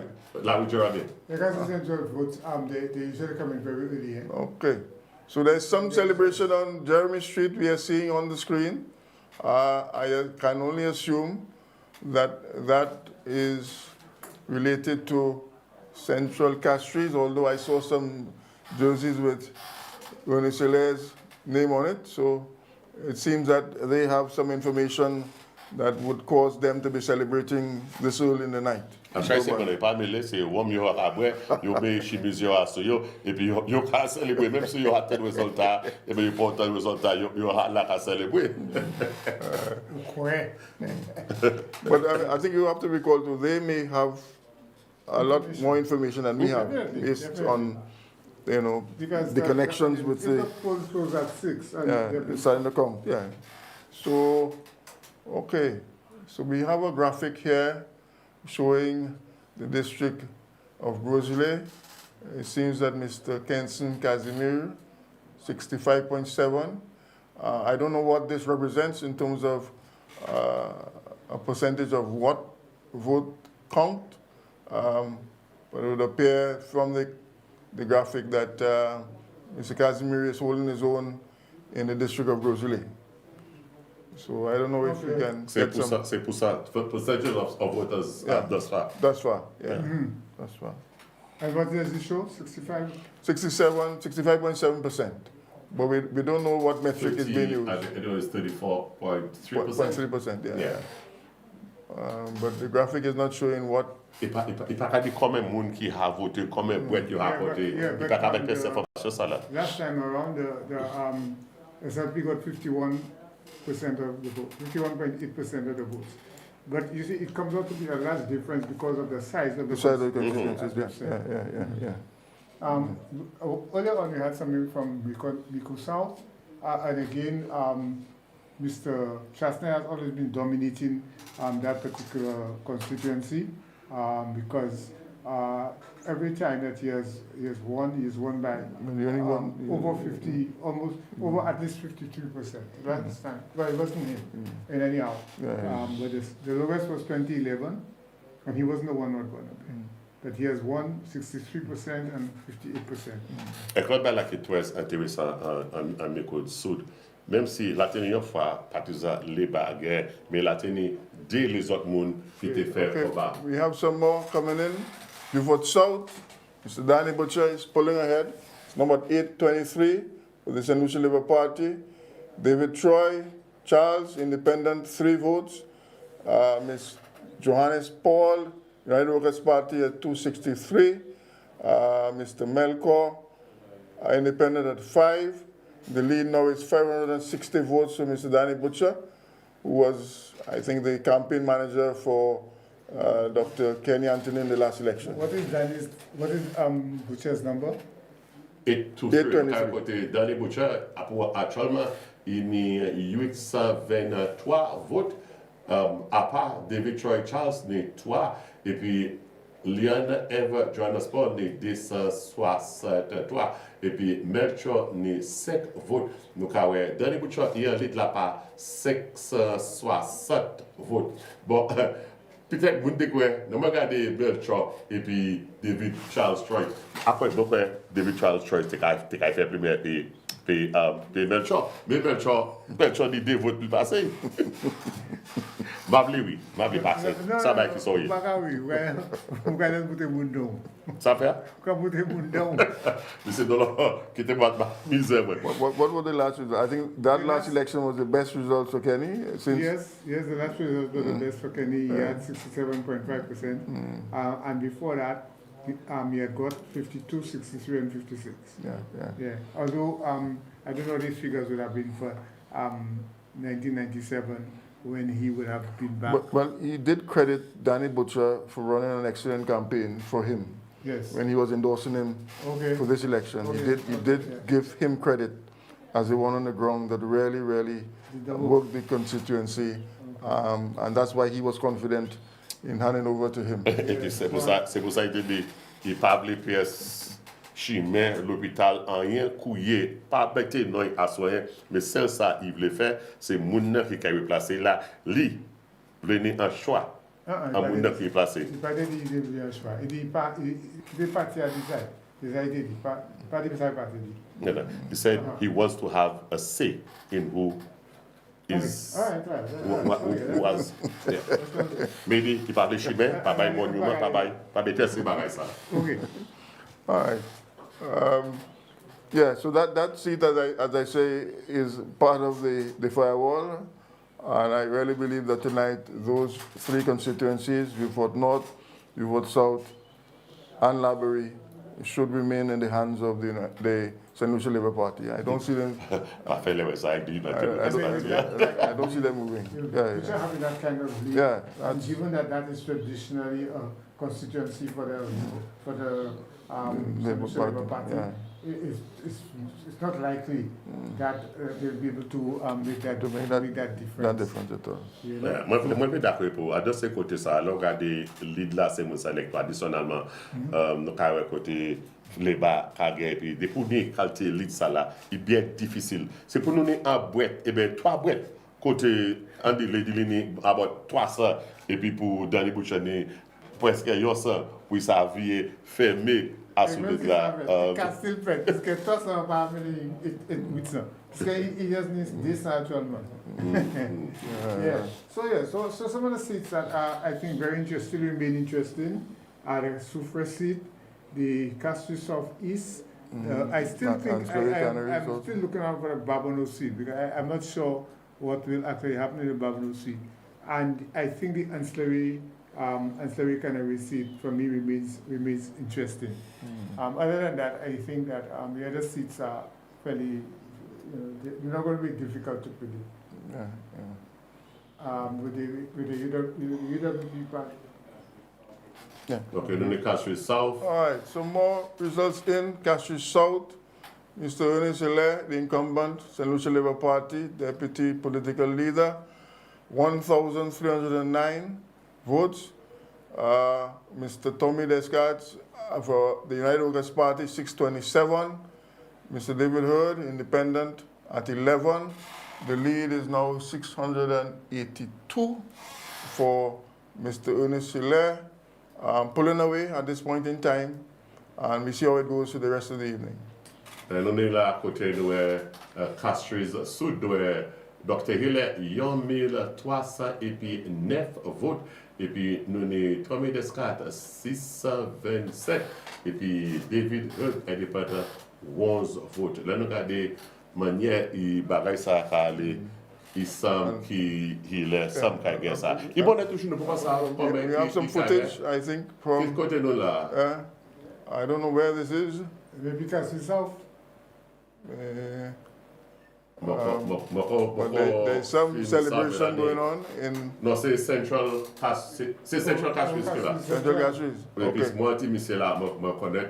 But Central Castries. there's a reporter there, so oui. Hopefully he'll be able to bring us up to date.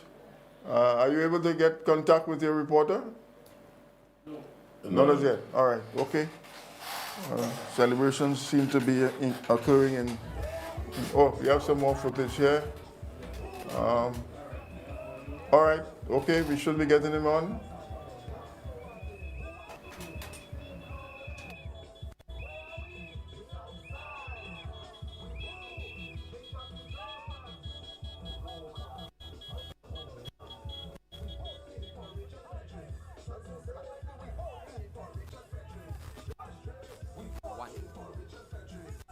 And we're here in Castries Central, where it appears that the team of Richard Frederick are celebrating already. Of course, it is early time still in the electoral process, but based on the numbers that they're seeing so far, they are celebrating. We have one person who's going to tell us how she feels about having exercised that right to vote today.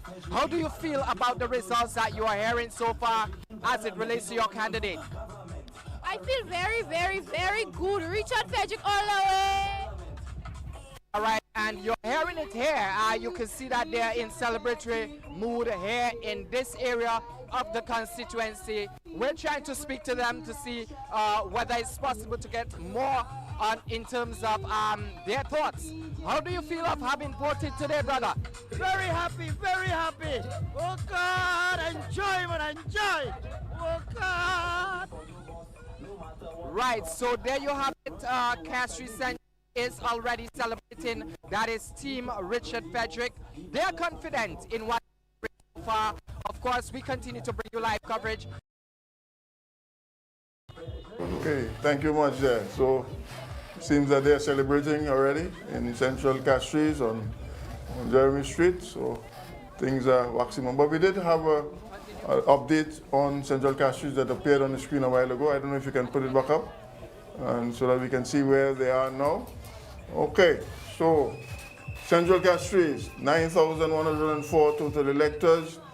Mr. Rush Clark, United Workers' Party, is at 445. Mr. Stanley Felix has increased his numbers as an independent to 81.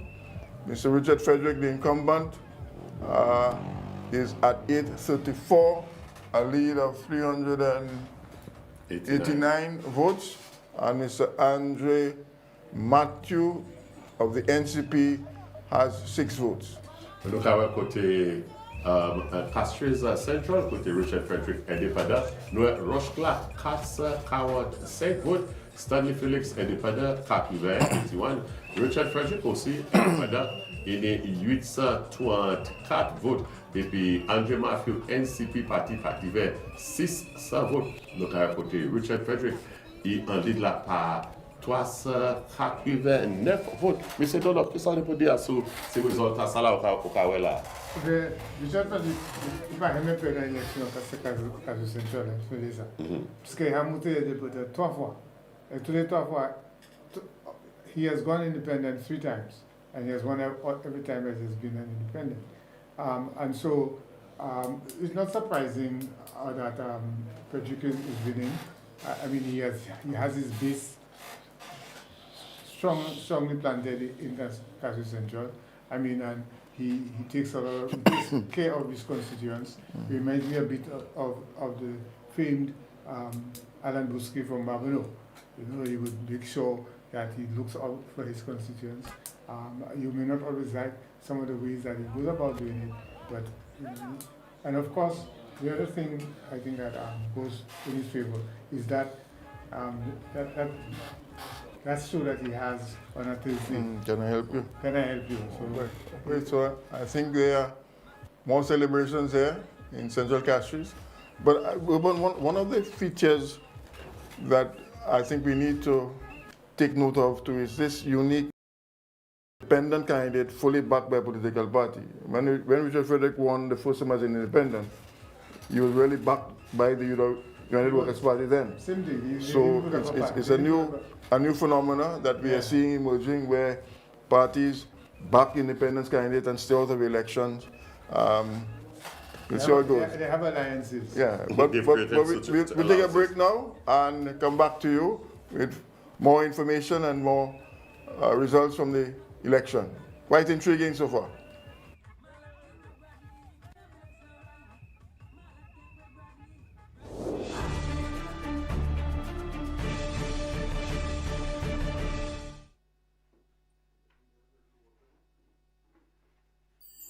Mega cash for Christmas from BOSL. Will you marry me? The real question is, don't you want to win mega cash from BOSL up to $100,000 in cash and prizes? Yes, yes, yes! Who's ready for mega cash from BOSL? $100,000 in cash and prizes!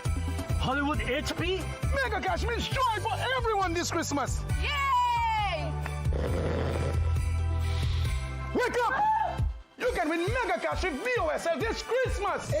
Don't worry, there is enough mega cash for all of us. $80,000 in cash and $20,000 in prizes. Take a loan or tap your BOSL Visa credit card and win mega cash for the holidays. Terms and conditions apply.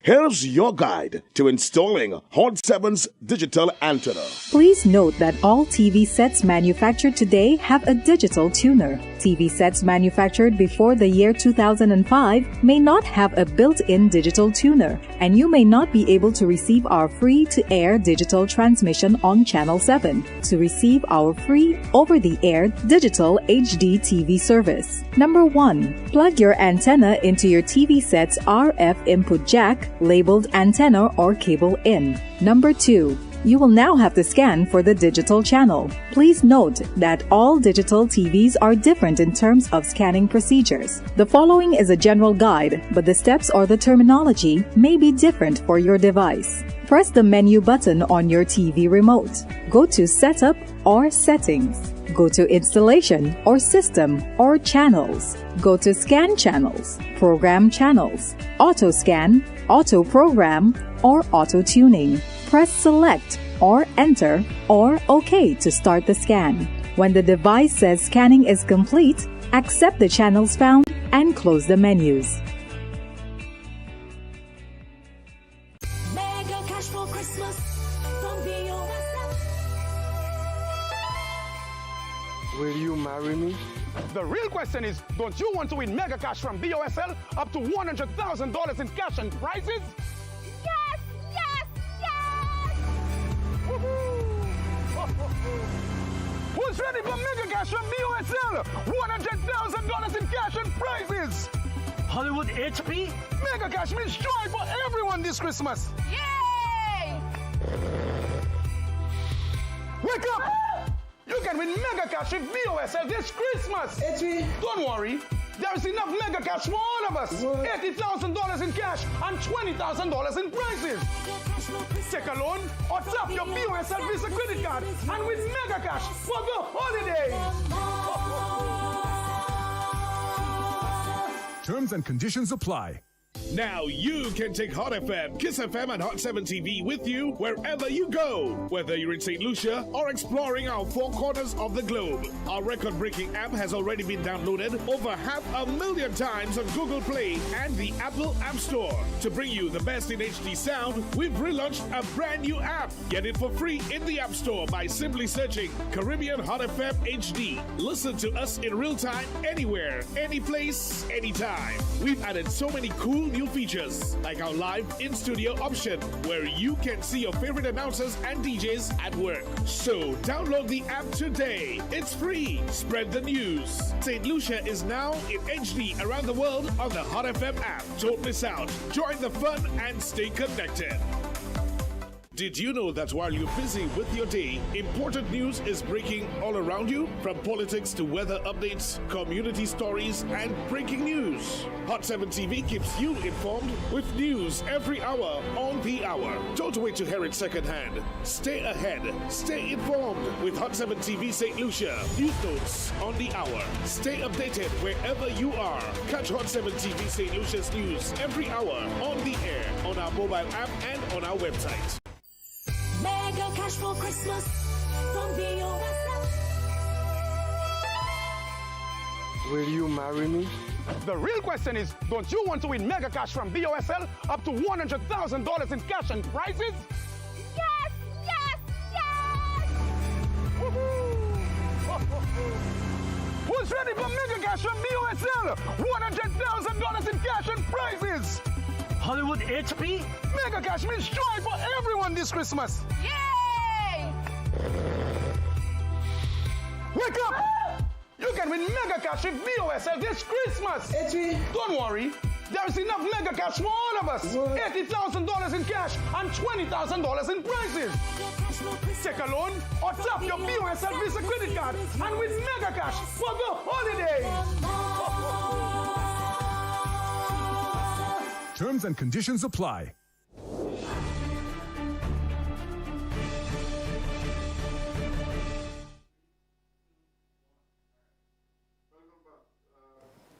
This St. Lucia election coverage is brought to you with the compliments of Hot 7 TV, Bank of St. Lucia, all the bank you need, and powered by Flow. Good day again. We have been seeing some of the results so far, and it appears at this point in time that the St. Lucia Labour Party is ahead in most of the constituencies we have seen, with the exception of Micoud South and Choiseul, which are the two present seats that they have in the parliament. And Mr. Felix is still ahead of Mr. Kitson Charles, and Mr. Shastny is still ahead against Ms. Chandra Harak Singh. So those two incumbents seem to be holding their own at this point in time, but we continue to await the results. There is some celebration occurring right now in Central Castries, so it would appear that the Central Castries team seem very confident that their candidate, Mr. Richard Frederick, has pulled off a victory over Mr. Ross Clark for Central Castries. But we will get further confirmation on those numbers, but it appears that there is some certainty. Let's go to Rosalie. Rosalie constituency, the very large constituency of 24,831 total electors. Mr. Casimir, at this point in time, for the St. Lucia Labour Party, has 2,493 votes. Ms. Marcella Johnson, for the United Workers' Party, 1,190. Mr. Casimir has a lead of 1,303 votes at this point in time. Oui, là, nous regardons Kenson Bébé Casimir, 2493 votes. Et puis Marcella Johnson, 1,410 votes. Et puis ça, nous avons côté Kenson Casimir, il y a de la part, puisqu'il y a 1,300 votes. Et puis presque regardé comme Manilde Marcella, ça vient et joindre Kenson Casimir. Même si nous passons combien qui pourcent, est-ce que combien 30% nous avons 3% en 4,66 Brett Kenny pour aller toujours. Il bonnet toujours, mais c'est de là, moi quand je regarde, je dis bagay ça là, moi quand c'est peut-être, c'est ma bleu qui toi bonnet, mais peut-être c'est un miroir qui a pris Marcel là pour ça garder qui me dit bagay ça aller. Well, yeah, again, the Grizzly constituency is fairly well evenly distributed. You may have some pockets of UWP support, maybe to the further north of the island, and meaning Capacity region and so on, and also in Labuan, where UWP has traditionally been strong. But the difference is not that great in terms of being polarized. And under the circumstances, yeah. So we have some footage, I think, from Babano, okay? Some results in from Babano. Mr. John Estefan seems to be pulling ahead of the Lucia party, 1,941 votes, leading by 641 against Mr. Titus Preville. United Workers' Party, 1,300 votes at this point in time. Donc, Babano, John Paul Estefan, by partisan Liba, 1,941 votes. Et puis, Titus Preville, 1,300 votes. Et puis, là, nous regardons les boîtes qui racontent, c'est 51% en 3. So, là, ça, nous avons accordé, c'est 10 000, il a raconté. Et puis, là, il vient pour Babano. Il bonnet toujours, c'est cela, mais c'est de l'autre côté, c'est cela qui côté, il a couillé ces boîtes là. Parce que là, les deux, trois côtés, traditionnellement, qui est plus fort, par les bas, et puis par Flabo. Good. What was the total amount of votes cast in the last 2021? Last election for where? Babano, same Babano. The total votes cast last time was 12,942. No, that's the total electors. How many votes? Sorry. Yeah, you're right. You're reading it better than me. What I can tell you is that the 6,380 votes was 6,380. Yeah, right. So I'm just looking at that. Well, you know my chat better than me, man. I'm a mathematician like you too.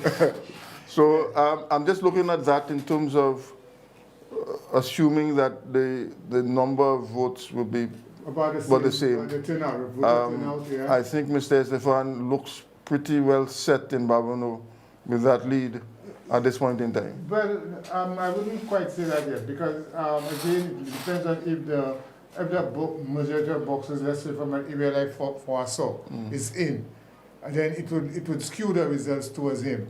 And although there are not other areas that are too strongly UWP but it is still possible that he could make back. Yeah, they could make back. Okay. Yeah, I think peut-être l'organe côté Castries Sud et puis peut-être comme Central Castries et puis Vieux-Fort. Moi après où ça dit les bas c'est comme ça. We have some more results in. Castries North, Ms. Brenda Edwin Independent 7, Mr. Fauvier, United Workers Party 834, Mr. Stevenson King, the incumbent, now at 1,538, a lead of 704. Ms. Matthew, NCP at 11, Marcella State at 12. So I think at this point in time, it's a straight race between Mr. King and Mr. Favier. The independents and the NCP, no impact upon this election. Nous avons côté Castries Nord, nous avons Brenda Edwin indépendant 7 votes, Stephen Favier 834 votes, Stevenson King 1638 votes, Gina Matthew 11 votes et puis Marcella Steed 12 votes. Nous avons côté M. King, il devant la par 704 votes et puis nous avons regardé à peu près 46 pour 47% boîtes qui a compté puis l'année 30 boîtes en total. Et puis là où était un peu de boîtes pour aller toujours. Et puis encore peut-être nous ça dit comme ça février déponé en Miwak. Et bah il est pour faire pour ça vient à bout si vous avez côté ça là. Well, the trend is obviously against February at this time because remember I told you that from 1982, right? The two Castries North and Castries Central voted the same way all along. Last year it was independence and so on and so on. So that trend is expected, you know. I believe because it has the same demographics in the two seats. And probably too, just as a thought, whereas in the US you can do projections, I think probably in the next electoral cycle we need to up the science a bit to be able to do some projections as to winners. But that's another story. We can do the projections as of now, you know. No, but we don't know where the votes are. I'm saying that. So I think if we can get the votes and you know the historical patterns, you can do your projections and say, project it to win this particular constituency. All right, so we're getting the first of the results from Laborie at this point in time. Mr. Alva Batiste, the incumbent, St. Lucia Labour Party at 186, and Ms. Laura Jean-Pierre, United Workers' Party at 60. Mr. Batiste has a lead of 126. In terms of percentages, 75.6 against 24.4% at this point in time. I still believe these are part of the firewall, and I don't expect any surprises in Laborie. Là, nous regardons les résultats qui sont sortis là-bas, nous avons réparti ça là-bas. Il y a 186, 186, et puis Laura Jean-Pierre pour partir sur Flambeau 60. Alva Baptiste et devant la part, il y a 26 votes. Et quand on dit, M. John Peters qui a dit, l'année un maçon du fait. Ça pas maçon, et bien maçon wash, ça c'est un maçon du fait. Et puis, il est très difficile pour ça département de sa ville là. Ça fait technologie, computer, où l'on dit, il y a des firewall, et puis ça c'est protection, le cabine là, pour ne pas essayer d'aller en dedans, et ça y est là, et puis ça, c'est connu ça, les bannières, un firewall, et puis pas essayer pour ça mettre des pièces virus. C'est pour mettre encore, c'est dollar. Okay, so just to remind you, election coverage is brought to you compliments of Hot 7 TV, Bank St. Lucia, all the bank you need, and powered by Flow. We continue to receive the results of this very interesting election. Some more results are coming in, I assume. Okay, not as yet. Laborie, don't play results à sorte Laborie. And allez Laborie, allez là. Okay, so I thought that was, some more for, Cassius East. Cassius East, Peter Chico, United Workers' Party 440, 21.9% of the votes cast so far. Mr. Philip Joseph Pierre, the incumbent, present Prime Minister, St. Lucia Labour Party, 1,566 votes, a significant lead at this point in time for Mr. Pierre, who did in fact say that he wants 2,000 votes difference between his competitor. So we wait to see. He's now at 1126. Donc, le résultat qui est sorti à Castries East, UWP, 440 votes. Philippe J. Pierre, 1666 votes. M. Pierre, il devait par 26 votes. Et puis, comme M. Peter Secado, M. Pierre dit comme ça, il voulait gagner par plus passer 2000 votes. Et puis, ça c'est 40,4% en point que raconté.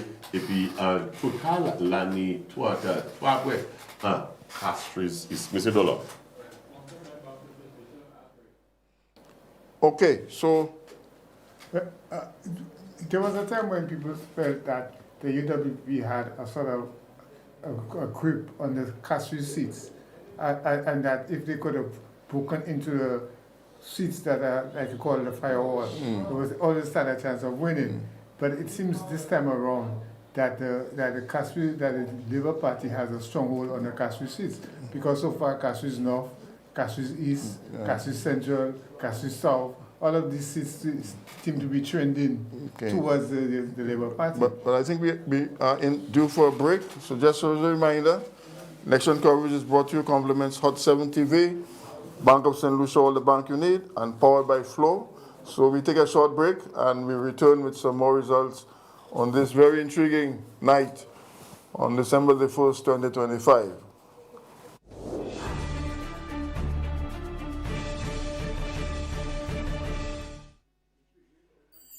Mega cash for Christmas. Don't be yourself. Will you marry me? The real question is, don't you want to win mega cash from BOSL up to $100,000 in cash and prizes? Yes, yes, yes! Who's ready for mega cash from BOSL? $100,000 in cash and prizes!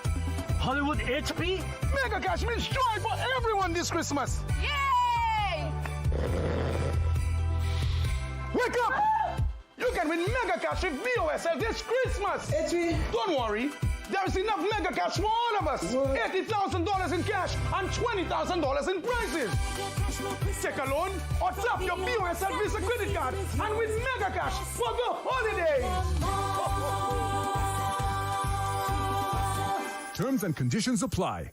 Now you can take Hot FM, Kiss FM, and Hot 7 TV with you wherever you go. Whether you're in St. Lucia or exploring our four corners of the globe. Our record-breaking app has already been downloaded over 500,000 times on Google Play and the Apple App Store. To bring you the best in HD sound, we've relaunched a brand new app. Get it for free in the App Store by simply searching Caribbean Hot FM HD. Listen to us in real time, anywhere, any place, anytime. We've added so many cool new features, like our live in-studio option, where you can see your favorite announcers and DJs at work. So download the app today. It's free. Spread the news. St. Lucia is now in HD around the world on the Hot FM app. Don't miss out. Join the fun and stay connected.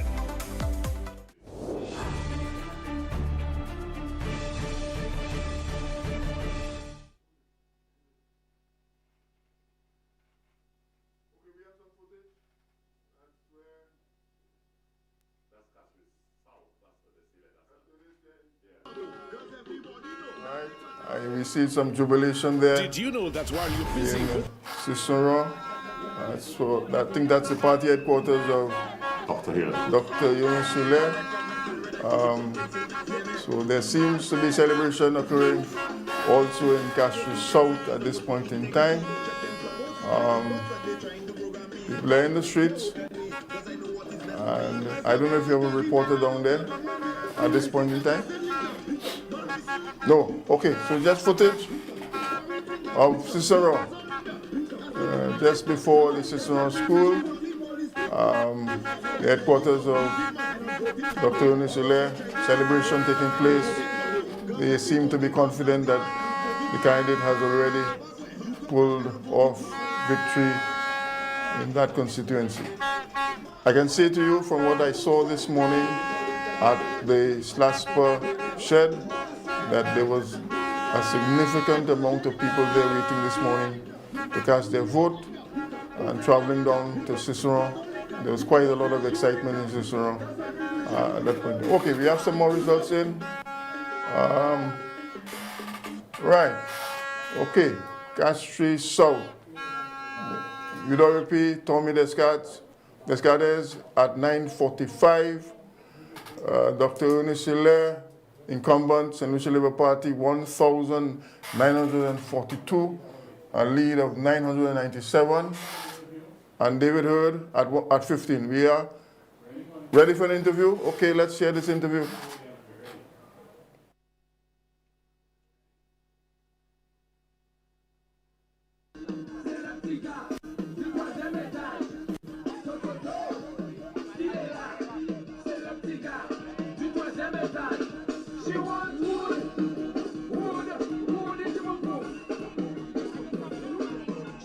One, two, check, check. Is our audio clear?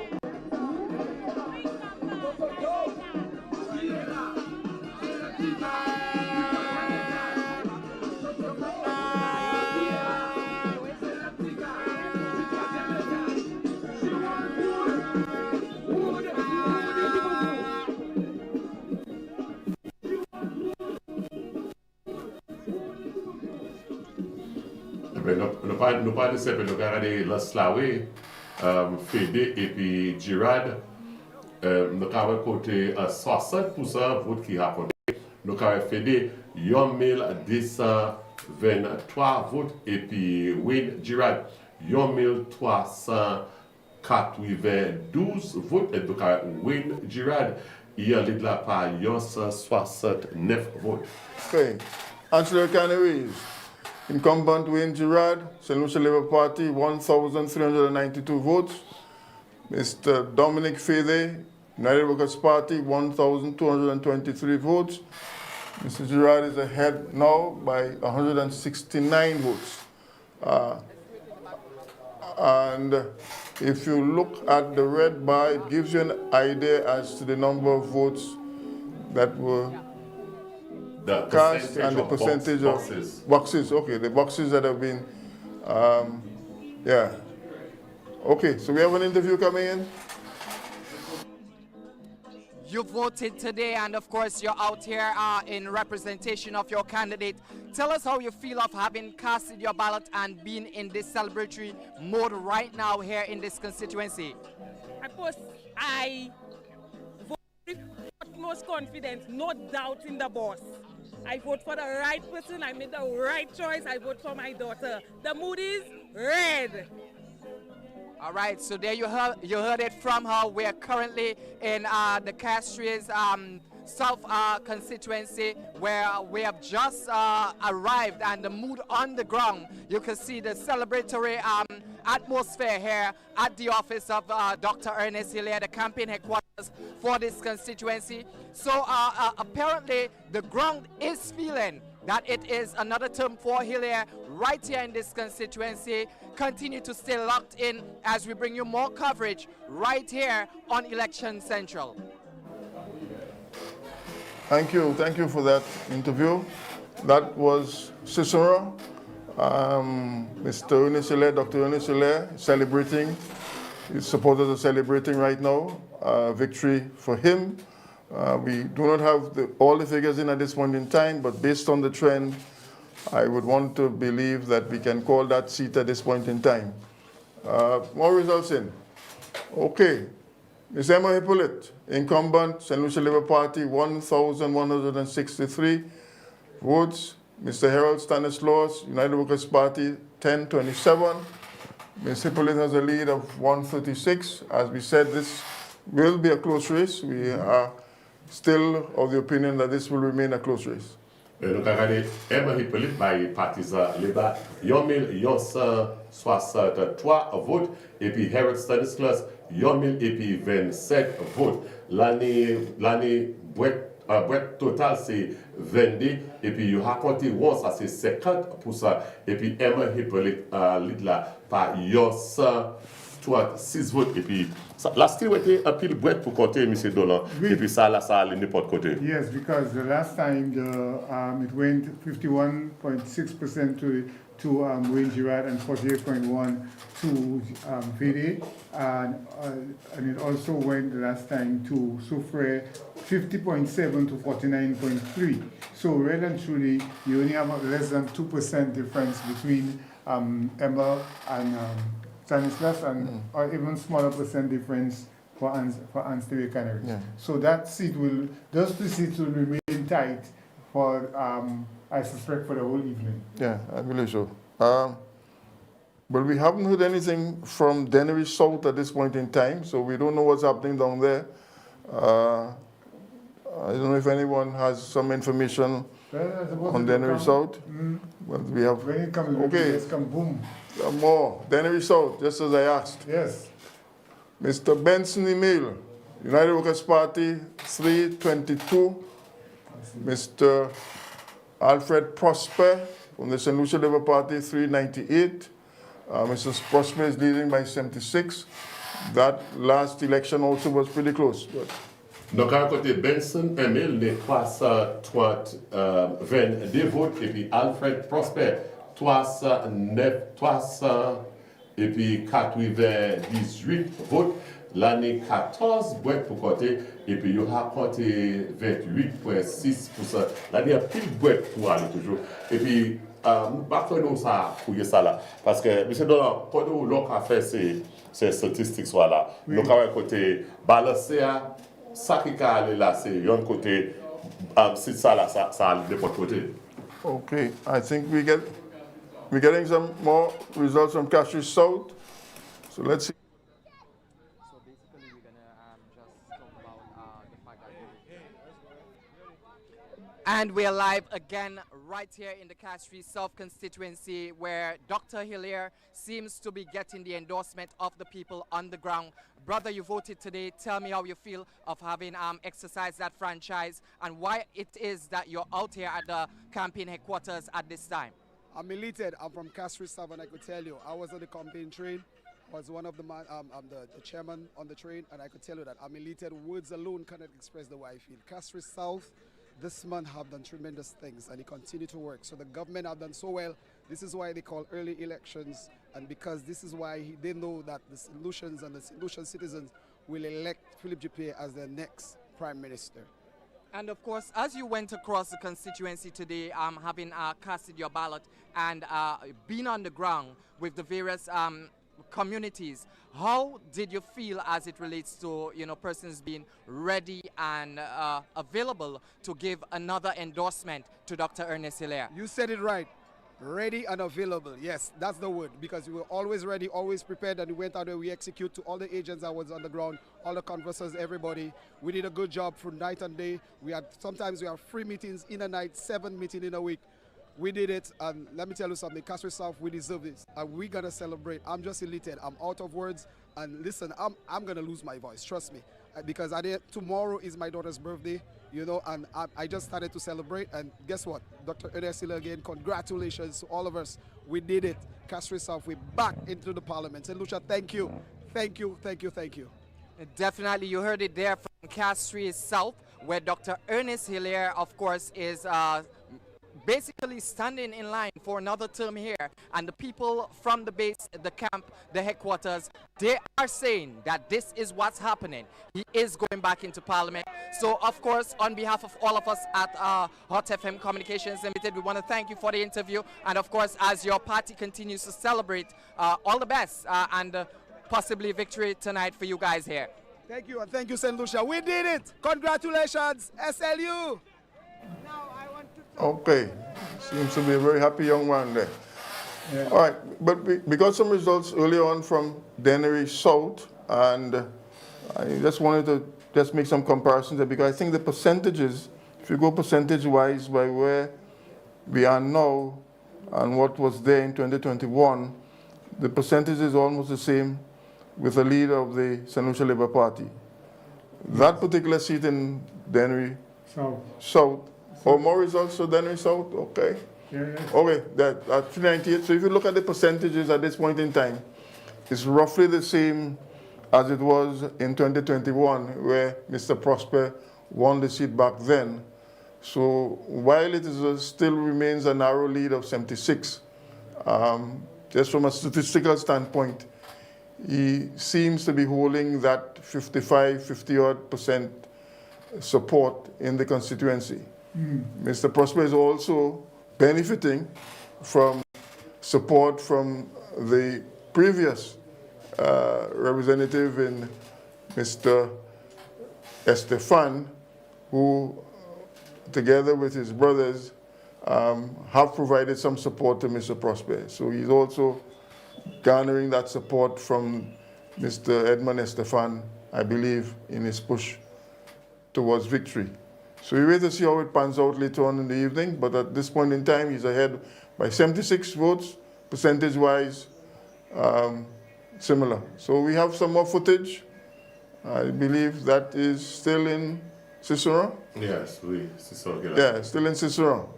So Cicero is celebrating and seem confident. But when you think about it, the UWP has won that Castries South seat or whatever configuration it had. I think only once. That was with Braffett some few years ago. There's one Braffett. Other than that, either the PLP has won or the St. Lucia.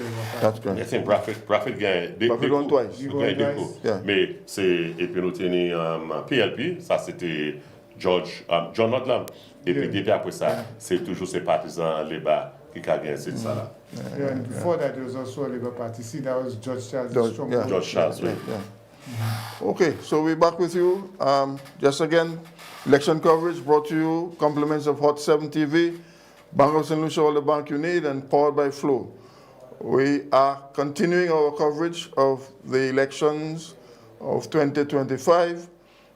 At this point in time, I think we are showing that the St. Lucia Labour Party is ahead in most of the seats that we have seen so far, with the exception of Miku South and Choiseul, which are seats that they presently occupy in the parliament. So the trend, as we are looking so far, is that there will be not much of a change in the Parliament of St. Lucia come tomorrow morning.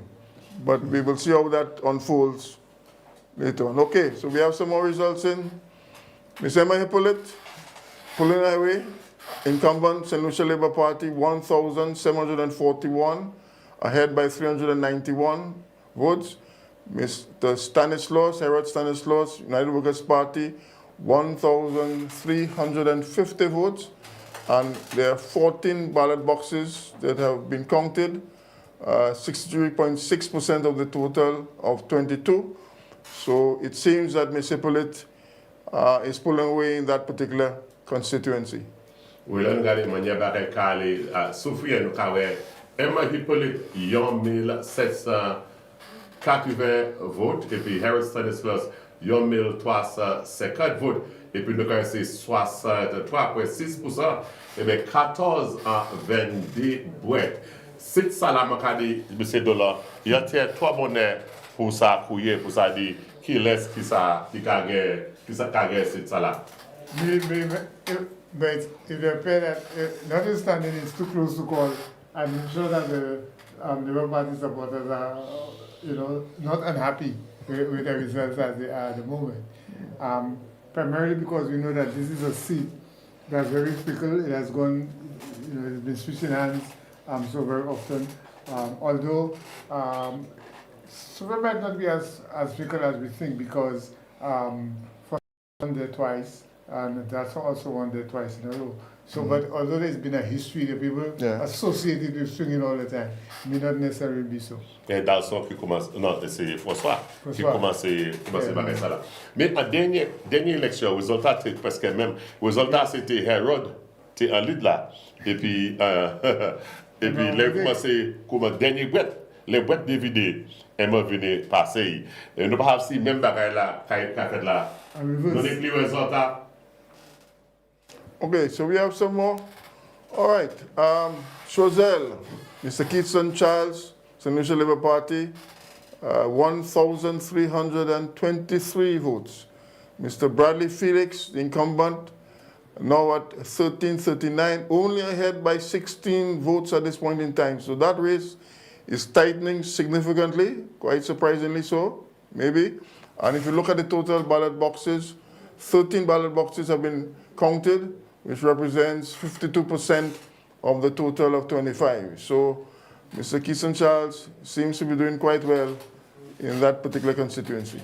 Et bien là, nous regardons ça qui a pris en Choiseul. Nous avons l'année 1,323 votes pour Keatson Charles, qui est candidat pour partisan Labour. Et puis Bradley Felix, 1,339 votes.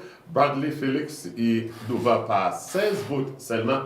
Et puis l'année 25 boîtes, il y a appuyé 13 à ces 25 boîtes là, qui a représenté 52%. Et puis toute boîte qui a appuyé l'année 133, 100 et puis 36 votes qui a rejeté. Monsieur Dollar. Comment? 100. Oh. 36. Mais dis 1000. Ouais, on va parler. Mais le regardez là, c'est d'avoir chaque 1000. Autant vote rejected. So ça, il pas voté pièce. Yeah, so we got those results in from Choiseul showing that the incumbent, Bradley Felix, seems to have a tight race on his hands. Mr. Keatson Charles is putting up quite a fight in that constituency, now leading by only 16 votes, and we will see how that unfolds later on tonight. So of the seats that we have so far, I'm not seeing any clear, significant lead by any of the UWP candidates in any of the constituencies we have seen so far. Chozelle seems to be tightening up. I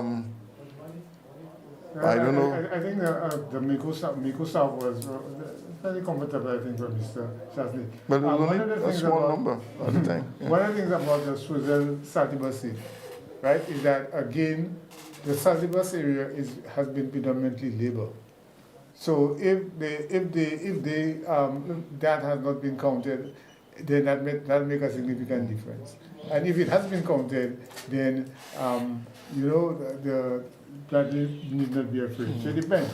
I'm voir un résultat là-bas, mais ma vérité, pas plus couiller.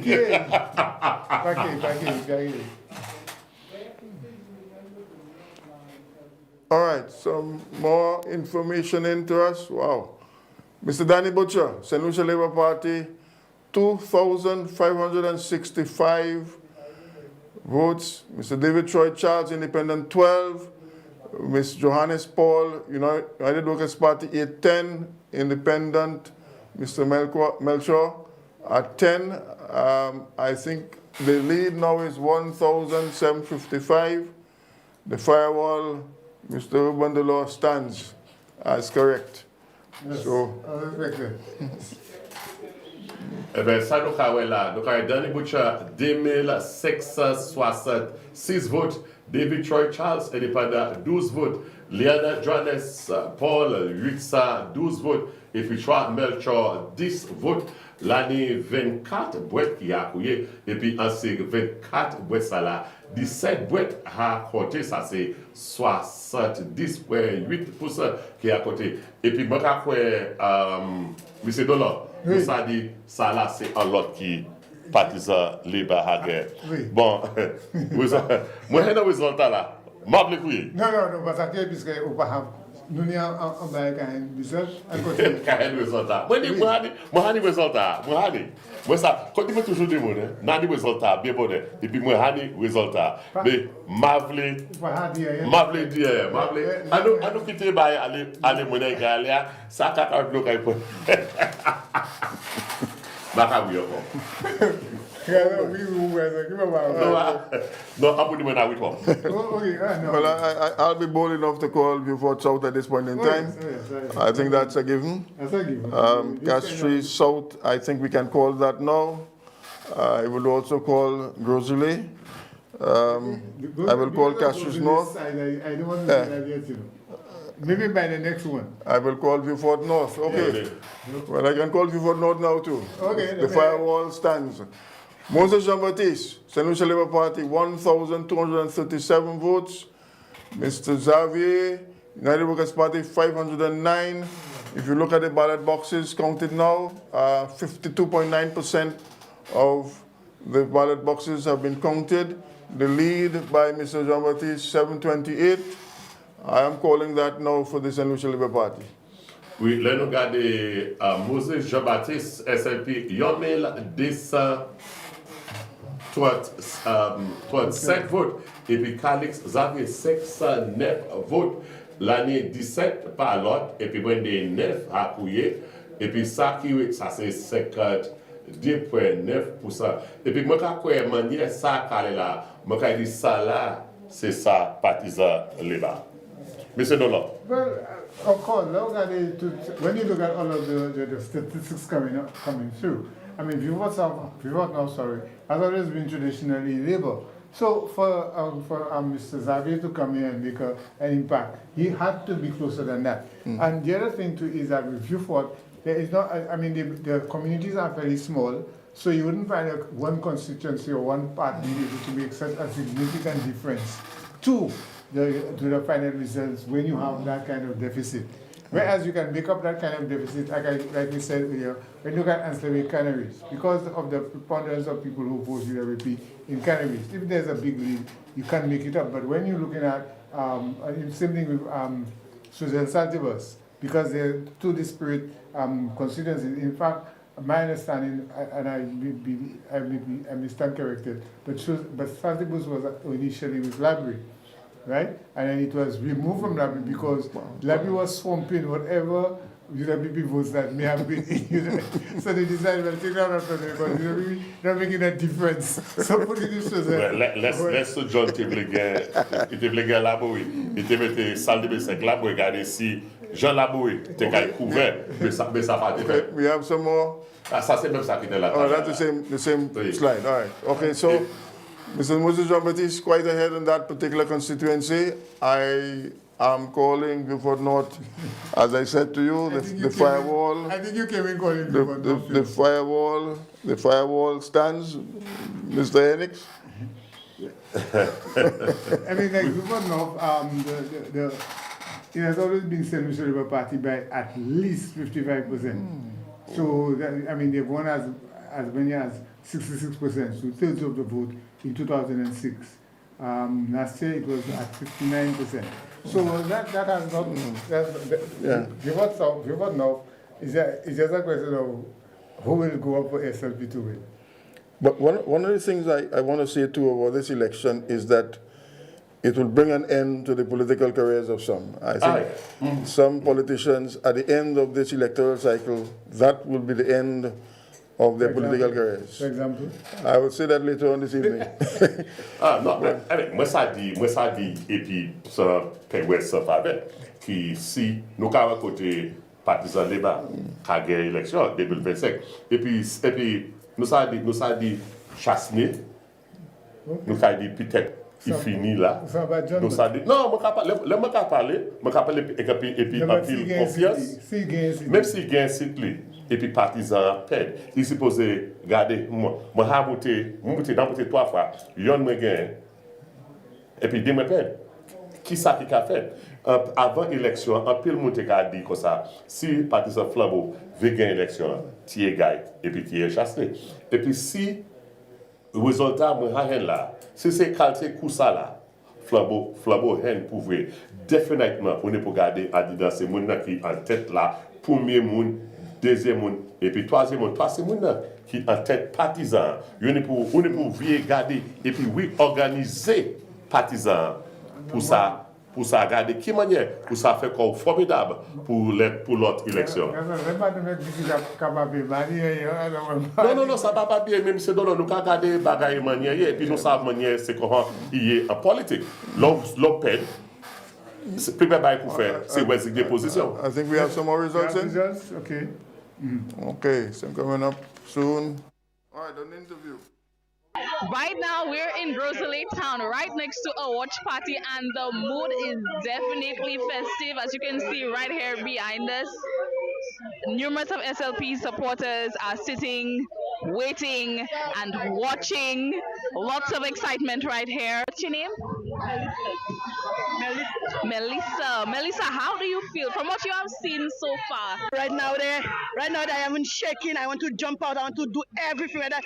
And Kenton Kazimi, God bless, and you'll be there for 10,000 years again. Kenton Kazimi, we are there for you, boy. You there?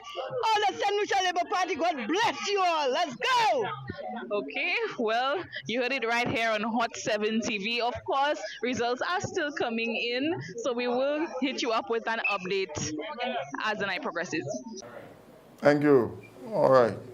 Well, I would say that if the UWP loses this election, I think that's the end of Mr. Alan Chasney's political career. I will say that tonight very straightforwardly. Mr. Guy Joseph, I also believe that's the end of his political career.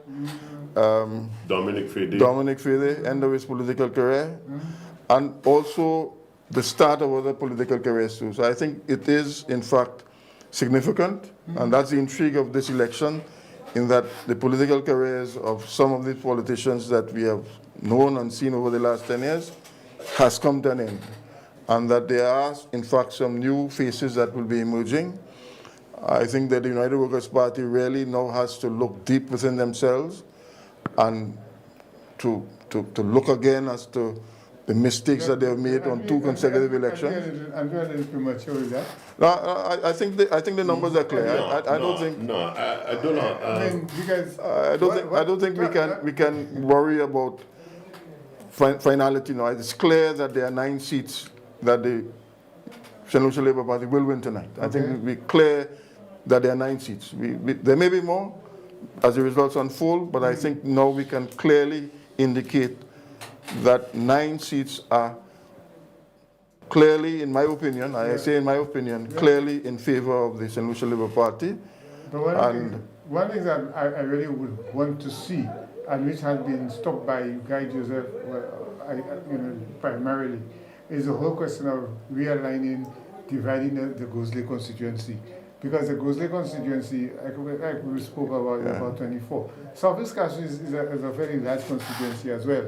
And so the idea was essentially to take the people from those, from Babonneau, Southeast, and Gosley. Swaze aussi. Well, Swaze, I'm talking about the realignment for these three constituencies and make them into 4 or 5, and then so that about equal population. Yeah, so you have equal population, because it certainly can't be right for you as a one parliamentarian to have to deal with 24,000. Okay, we have some more. All right, Mr. Chasney, and that is almost total 84.2% of the ballots counted. Mr. Chasney, the incumbent, 1,872, a lead of 574. Mr. Chandali Haraksing, St. Lucia Labour Party, 1,298, 40.9%, 59.1%. And I want to call Mr. Chasney as the winner of that seat at this point in time. I think there are not many ballot boxes for Mr. Haraksing to come back and to claim that 574 ahead. So I am projecting Mr. Alan Chasney as the winner of Migos Out. Oui, l'on regarde les quantités, les mots Chasney. Chasney, il y a 872 votes. Il n'est plus passé 700 votes côté il y a lead là. Et puis l'on regarde, et puis l'année, ouverture, nous pas dire, là, oui, merci un peu. Nous avons l'année 19 boîtes qui se posaient côté total, et puis 16 à côté, c'est seulement 3 boîtes qui étaient, et puis nous avons Chasney 4% près de 84.2%. Et puis nous avons déclaré qui, là nous regardons 774 pour ça là, nous avons dit Chasney, ainsi de suite. Et bien, monsieur, nous avons fait après, et puis monsieur Peters aussi. L'autre élection qui a été en l'autre 5 l'année, 4 l'année, mais combien de temps il y a été. Là, il y a un changement en l'élection. Ni partisan Léba, et puis partisan Flambeau.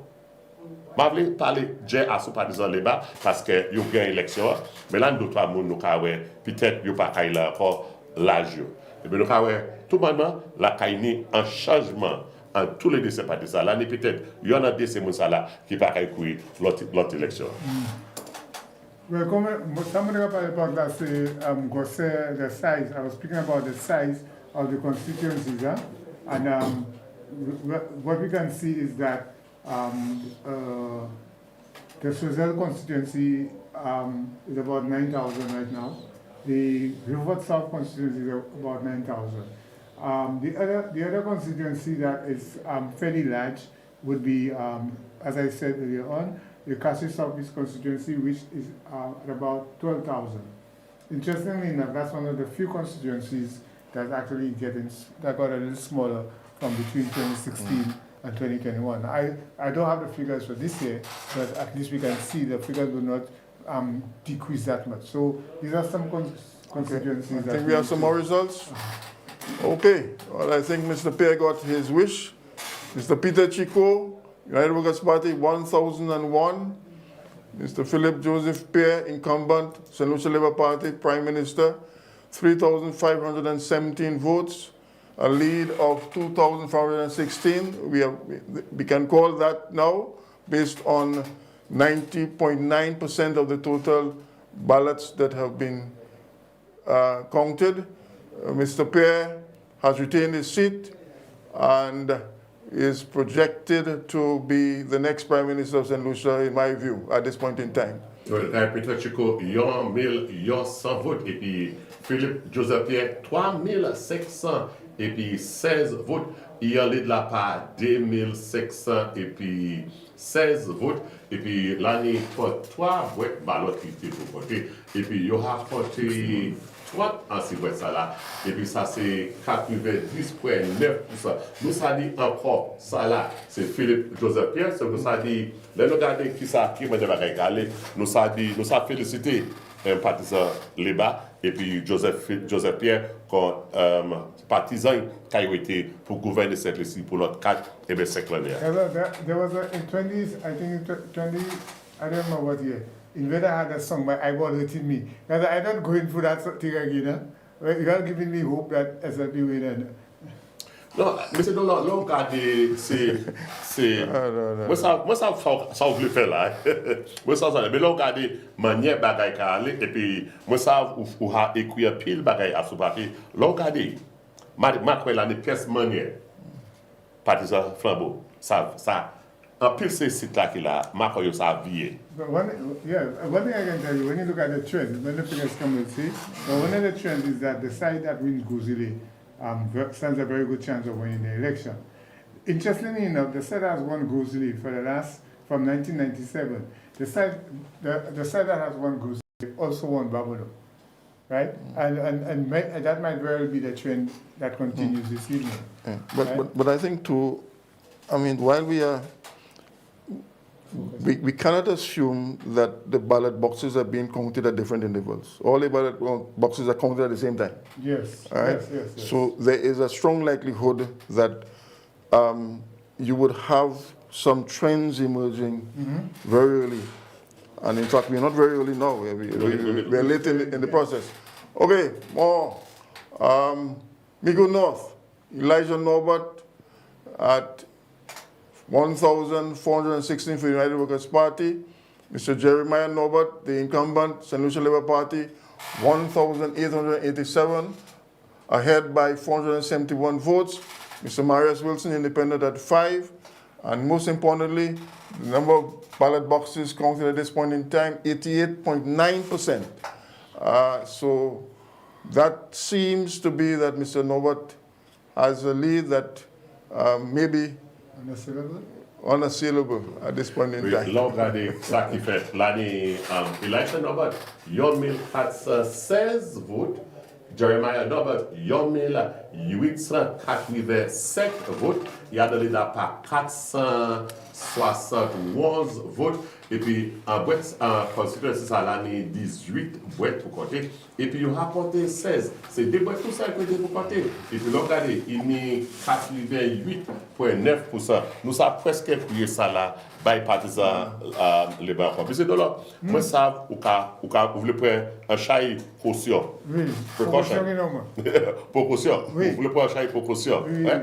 Mais, on nous mettre des bagailles là, manière nouvelle, on nous couiller, manière nouvelle. Des sites, des boîtes qui pour couiller, et puis souvent de la part, plus passer 400 votes. Moi, quand il est difficile pour sa vie. Yeah? Okay. Just to remind you, this election coverage is brought to you with the compliments of Hot 7 TV, Bank of St. Lucia, all the bank you need, and powered by Flow. And we continue to look at the results as they unfold on this very intriguing, I maintain the word intriguing, elections that we have. One interesting thing I would say, Urban and Henix, is that there was, okay, let me break there for this result from Dennery South. All right, still early there, Mr. Benson, Emile, United Workers' Party at 396, Mr. Alfred Prosper, the incumbent, at 500, leading by 104 votes, and you have 35.7% of the total ballot boxes so far counted. So Mr. Prosper is ahead by 104 based on that count. Benson Emile, 396 votes. Alfred Prosper, 6 votes. Et puis l'année 14, boîte là, il faut compter, c'est seulement 5 qui a compté. Et puis Alfred, il a, mon boîte qui a compté, c'est 35,7%. Moi, après, ça là, monsieur Dolan, ça là, c'est entre Trois bonnets. Oui. Vous êtes d'accord avec ça là? Donc, l'année a fait le bread. C'est l'année des bread pour couiller. Yes, et puis, ou là, par 600, 800 volts. Pas pour ça veut dire. Il est presque impossible pour ça. Yeah, because I think there's a certain fixed number of ballots in every box. Because it is calculated so that you have a certain number of minutes per vote. Right? And then you stretch it out over the North. Yeah. Okay. Dennery North, Sean Edwards, St. Lucia Labour Party, 2,512, a lead of 640. Mr. Bradley Fulgence, UWP, 1,872. 90% of the ballots counted so far, and they're calling that election for Mr. Sean Edwards of the St. Lucia Labour Party. How many did he get? 2,512 votes for Mr. Sean Edwards, a lead of 640. And I think based on the ballots counted so far, they are calling Mr. Edwards as the winner of the Dennery North seat. Oui, so Sean Edwards, donc à côté, Yohati, c'est lui qui gagne, c'est ça là, 2,600 et puis 12 votes, et puis Bradley Fulgence, 1,872 votes. L'année 20, bref, qui était pour couiller, il y a pris 18 à ce ça là. Et puis ça, c'est 90%. Et puis, monsieur Dolan, là, nous regardons les mots, ça là, ça, Sean Edwards, 640, ça a bouché côté. L'année dernière élection, il était gagné par 200 et check vote. Et puis actuellement, il a gagné par 640 votes. Pour ça, il a gagné. The real question is, don't you want to win mega cash from BOSL up to $100,000 in cash and prizes? To 2133. So it was a smaller lead. And again, based on the fact that we said that the ballot box has, I think, about maybe 300 ballots in it. Even if you have to box, you have about 600 ballots at most. So and clearly, no box will contain. If there's a box that contains only votes for UWP, we have to take a break. Thank you, and we shall return shortly. Thank you for listening to our election coverage. Brought to you by Hot 7 TV, Bank of St. Lucia, the bank you need, and powered by Flow. We will.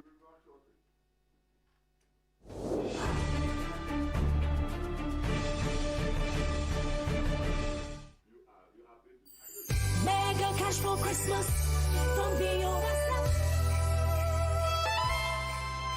Will you marry me?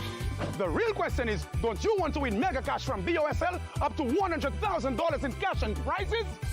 Yes, yes, yes! Who's ready for mega cash from BOSL? $100,000 in cash and prizes! Hollywood HP?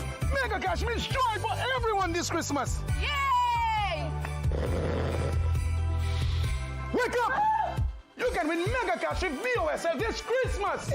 Don't worry, there is enough mega cash for all of us! $80,000 in cash and $20,000 in prizes! Take a loan or tap your BOSL Visa credit card and win mega cash for the holidays! Terms and conditions apply. Did you know that while you're busy with your day, important news is breaking all around you? From politics to weather updates, community stories, and breaking news. Hot 7 TV keeps you informed with news every hour on the hour. Don't wait to hear it secondhand. Stay ahead. Stay informed with Hot 7 TV St. Lucia. News notes on the hour. Stay updated wherever you are. Catch Hot 7 TV St. Lucia's news every hour on the air, on our mobile app, and on our website.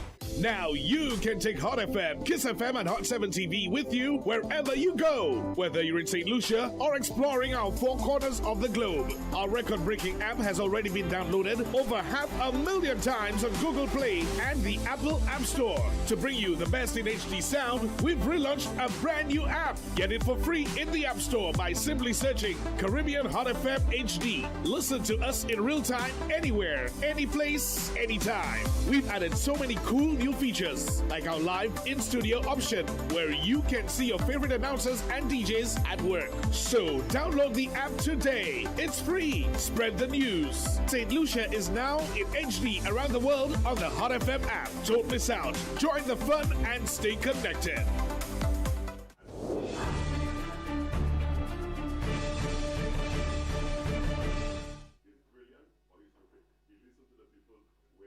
Here's your guide to installing Hot 7's digital antenna. Please note that all TV sets manufactured today have a digital tuner. TV sets manufactured before the year 2005 may not have a built-in digital tuner, and you may not be able to receive our free-to-air digital transmission on Channel 7 to receive our free over-the-air digital HD TV service. Number 1. Plug your antenna into your TV set's RF input jack labeled antenna or cable in. Number 2. You will now have to scan for the digital channel. Please note that all digital TVs are different in terms of scanning procedures. The following is a general guide, but the steps or the terminology may be different for your device. Press the menu button on your TV remote. Go to Setup or Settings. Go to Installation or System or Channels. Go to Scan Channels, Program Channels, Auto Scan, Auto Program,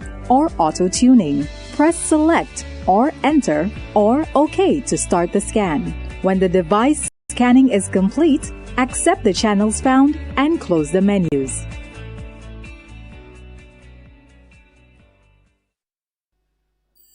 Mega cash for Christmas. Don't be yourself. Will you marry me? The real question is, don't you want to win mega cash from BOSL up to $100,000 in cash and prizes? Yes, yes, yes! Who's ready for mega cash from BOSL? $100,000 in cash and prizes! Hollywood HP? Mega cash means joy for everyone this Christmas! Yay! Wake up! You can win mega cash with BOSL this Christmas! Don't worry, there is enough mega cash for all of us! $80,000 in cash and $20,000 in prizes! Take a loan or tap your BOSL Visa credit card and win mega cash for the holidays! Terms and conditions apply.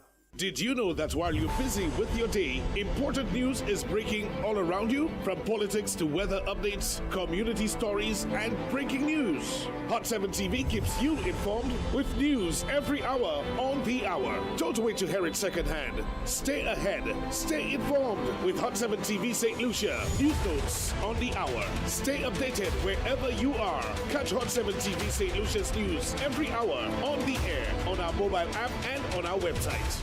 Now you can take Hot FM, Kiss FM, and Hot 7 TV with you wherever you go. Whether you're in St. Lucia or exploring our four corners of the globe. Our record-breaking app has already been downloaded over 500,000 times on Google Play and the Apple App Store. To bring you the best in HD sound, we've relaunched a brand new app. Get it for free in the App Store by simply searching Caribbean Hot FM HD. Listen to us in real time, anywhere, any place, anytime. We've added so many cool new features, like our live in-studio option, where you can see your favorite announcers and DJs at work. So download the app today. It's free. Spread the news. St. Lucia is now in HD around the world on the Hot FM app. Don't miss out. Join the fun and stay connected.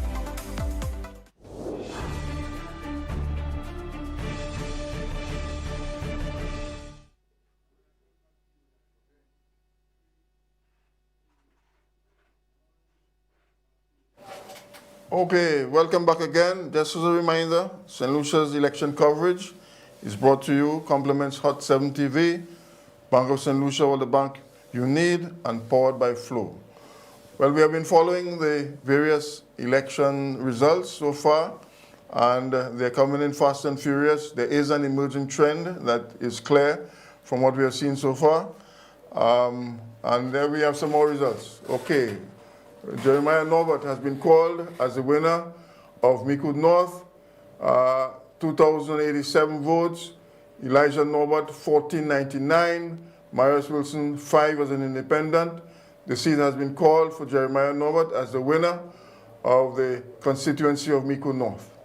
Ok, donc Micoud Nord, donc côté Elijah Norbert, 1419 votes. Jeremiah Norbert 2000 et puis 87. Marius Wilson 5 votes, la tenu 18 votes pour côté. Il a couillé 17 votes, et bien 14 pour 4. Un seul vote pour couiller. Et puis nous avons encore côté M. Jeremiah Norbert. Il vient chez ça là, by partisan Leba, côté il fait l'histoire, parce que ça c'est la première fois partisan Leba gagne ça là, et puis il gagne pour la deuxième fois. Mais c'est dans le sens pour dire à ce match ça là. No, I mean, nous regardons les by well, it depends that as Mr. Peters called some time ago, that the thing is definitely trending towards UWP, towards Labour, trending towards a UWP loss. So we're seeing now that Jeremiah has been called, apparently based on celebrations. Has Cassius South been called though? You remember? Oui. Il a Cassius South. Yeah. Okay, and so Cassius Central has been called. And Grizzly is far ahead.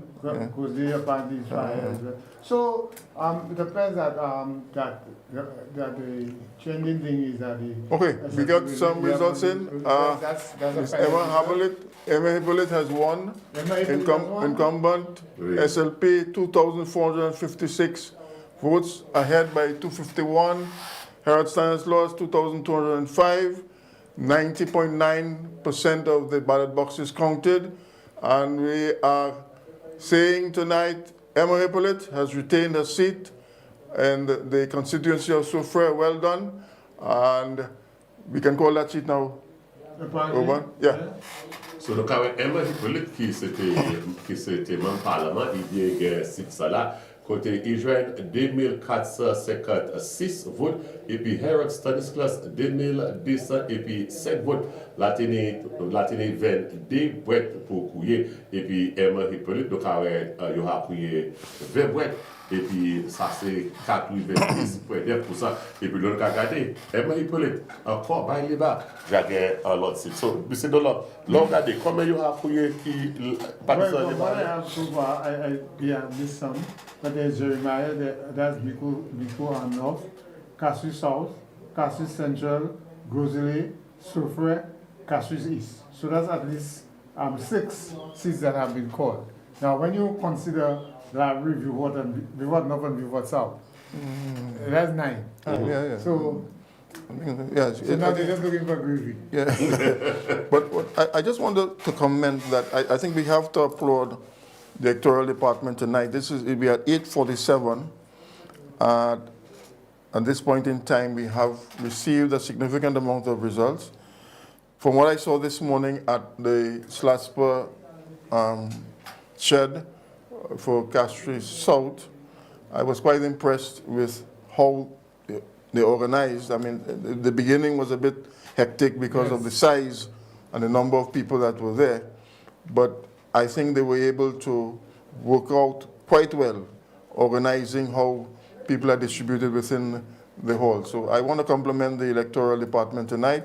Job well done. I listened to the observers from the OAS, and they also complimented what they had seen so far on the ground. And I would say tonight to the Chief Elections Officer, well done to you and your staff. You did an excellent job today in ensuring that we have free and fair elections in St. Lucia, and continue with this hallmark of excellent elections that we have had so far. I also would want to say that one of the interesting things about the campaign was that there was no violence. There were some nice scenes when the two parties met together and they were, celebrating on the streets together. And it augurs well for our future as a nation that, the acrimony that sometimes appeared on a political platform was not transferred into the supporters. And I salute the supporters in that regard. That though at times, some of the language you heard on the platform was not, I would say, the best. And I guess these politicians now will have to rethink how they speak and how they share information. But I really want to compliment all of the supporters of both political parties. We had no violence at all during this election campaign, and the demonstration I saw of togetherness whenever they clashed was indeed a pretty sight to me. Yeah, I endorse that, or confirm that. Because I remember a scene where... Okay, all right. Ancillary Canaries, we are calling for Wayne Girard, incumbent, at 2,482 votes. Mr. Fede, deputy political leader, 2,032. And we are at 91.3% of the 23 ballot boxes counted. And we are projecting Mr. Wayne Girard as the winner and retaining that seat in Ancillary Canaries for the St. Lucia Labour Party. So well done to you, Wayne. Okay, nous avons côté Dominique Fédé par partisan Flambeau, 200 et puis 2032 votes et puis Wayne Girard 2482 votes. Il gagne par 450 votes et puis il y aura compté 91%, tout ça, et puis vous avez côté Wayne Girard et puis nous avons gagné moins de votes et puis il gagne l'année ça, monsieur de leur part, 450 votes. Et puis aussi, voilà, Tommy Descartes et puis il est, nous avons coupé 23 et puis Dr. Hill 2775 votes et puis Tommy Descartes 1221 votes et puis nous avons coupé ça là aussi parce que c'est trois boîtes tout celles qui ont été et pour Tommy Hill pour 1454 votes donc ça presque impossible. Okay, so Cashew South, Tommy Descartes at UWP 1,321, Dr. Eunice Hilaire, incumbent, St. Lucia Labour Party 2775, ahead by 1,454 votes. Mr. David Hurd, independent at 17, ballot boxes counted 87%. So at this point in time, I think it is clear that the celebrations we saw in Cicero was with merit, and we can call that seat now for Dr. Hilaire. Castries South, Dr. Hilaire has won that particular seat based upon the 87% votes cast and his lead of 1,454. And rejected, just 60. Et puis, il a tenu 9795 personnes qui allaient voter. Et puis, nous avons regardé l'année 43,6% moun ça y a qui sorti. Mais c'est tout le cas, c'est pas. Le cas les mots qui Dr. Hilaire gagne, c'est un gros limo, mais le cas moun qui sorti voter, c'est pas un peu le monde. 43% tout ça, pas même 50%. Only 43%. Based on what they say, persons came out to vote out of 9,000. So very low. The percentage of win is high. Yeah. But the percentage of voter turnout is relatively low. Voter turnout is 43%? Or? Based on what the figures. Can you put up the figures for South Castries again, please? Because one of the things we note, as we said from the, is that you hardly ever find more than 57% of people voting in St. Lucia. Yeah, there you have it. Voter turnout 43.62%. 43.62%. Well, that is based on where they are now, eh? So that's not the final figure. So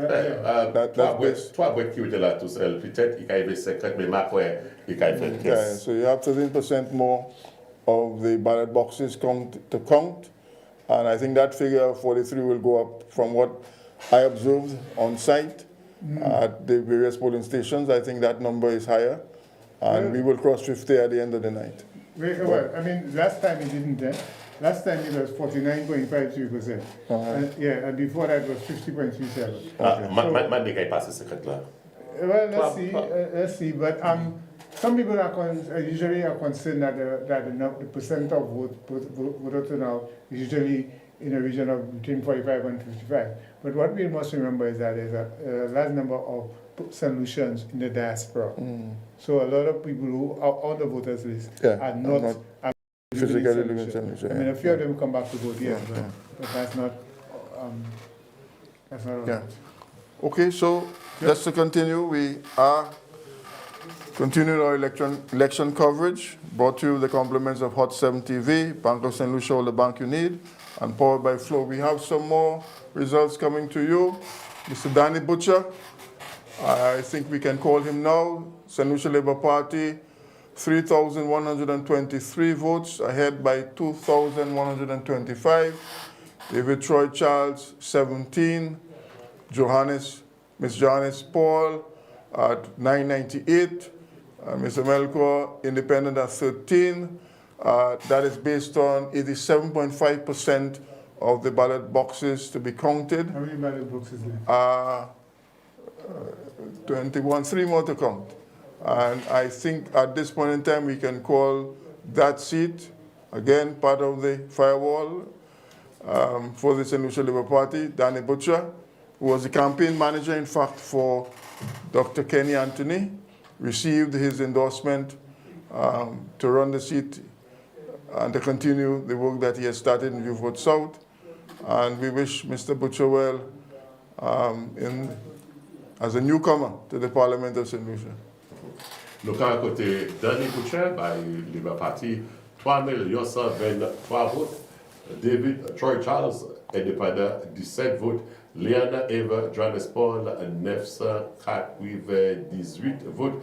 Et puis, Choix Melchor, il y a 13 votes. Nous avons Danny Butcher en ligne là par 2,123 votes. Et puis, 87,5% l'année 24 votes. Et puis, nous avons 21 votes. Et puis, Marc-Hélène Pesmanier, qui l'élimine, ça joue en dernier 3 votes là, pour ça jouer 2400 votes, pour ça passer dans les bouches. So, nous ça dit encore, ça là, c'est un autre site partisan Labour. So it seems, Mr. Peter, that the trend of one party getting a party winning only one election in a row, but it stopped. No. I think if you go back, as I said, I preface that by saying, when you look at the majority that Philip J. Pierre won the last election, he won the last election based on what I have there. If you add the Labour Party votes to the independent, there was a difference of 12,125 votes, which was the largest difference ever in the history of St. Lucian politics. I'm agreeing with you. And I was saying that whenever you have such a large majority there's a good chance going into our next election, it's very unlikely that you can have a reversal. Okay, we have some from Laborie, still early in that particular constituency, but Mr. Alpha Baptiste, the St. Lucia Labour Party is at 704, ahead by 541. Ms. Jean-Pierre, UWP, 163. Percentage votes cast at this point in time, 29.4% of the ballot boxes counted. And the percentage difference between the two candidates, 81.2% for Mr. Baptiste, 18.8% for Ms. Jean-Pierre. I still believe that those numbers will not change significantly going forward into the night. Again, my dear friends, part of the firewall. Donc, Alva Baptiste, il y a 704 votes, et puis Laura Jean-Pierre, il y a 63 votes. L'année 17 boîtes qui vous couillez, et puis il y a seulement 5 boîtes, et puis ça c'est 29,4%. Encore, nous pas l'idée rien qui a changé là, nous avons côté M. Baptiste Sam. Donc, il ne faut pas prier parce qu'il connaît toujours. Mais toute bagaille qui a dit comme ça, Albert Baptiste, qui a changé cette salle encore, by partisan, l'étoile là. L'État a même petit ça, là? Pourquoi? Okay, so we continue our coverage of these elections. We have received results and some candidates that have already been called. We have Ancillary has been called, as I recall. Dennery North has been called. I think we can call, 10 of them now? Where we are now? I think we are at 11. 11. At this point in time, I think we are at 11 that are called or projected to call. So, yeah, so let me just call them out. Yeah. Bico North, Castres South, Castres Central, Gozele, Soufrière, Castres East, Laborie, Vieux Fort North, Vieux Fort North, Vieux Fort South, ancillary, and then. Okay. We have not heard much about what's happening in Castries Southeast. Non. C'est même la dernière élection, ça c'est les derniers qui étaient écouillés. Okay. La dernière élection. Now you know on the list is the last one too. Okay, donc we have some results coming in? Célébration en Castries East, ça c'est côté Premier ministre, 5-star general. Actuellement, c'est 6 l'étoile actuellement. Ouais, ça c'est gros général. Hein?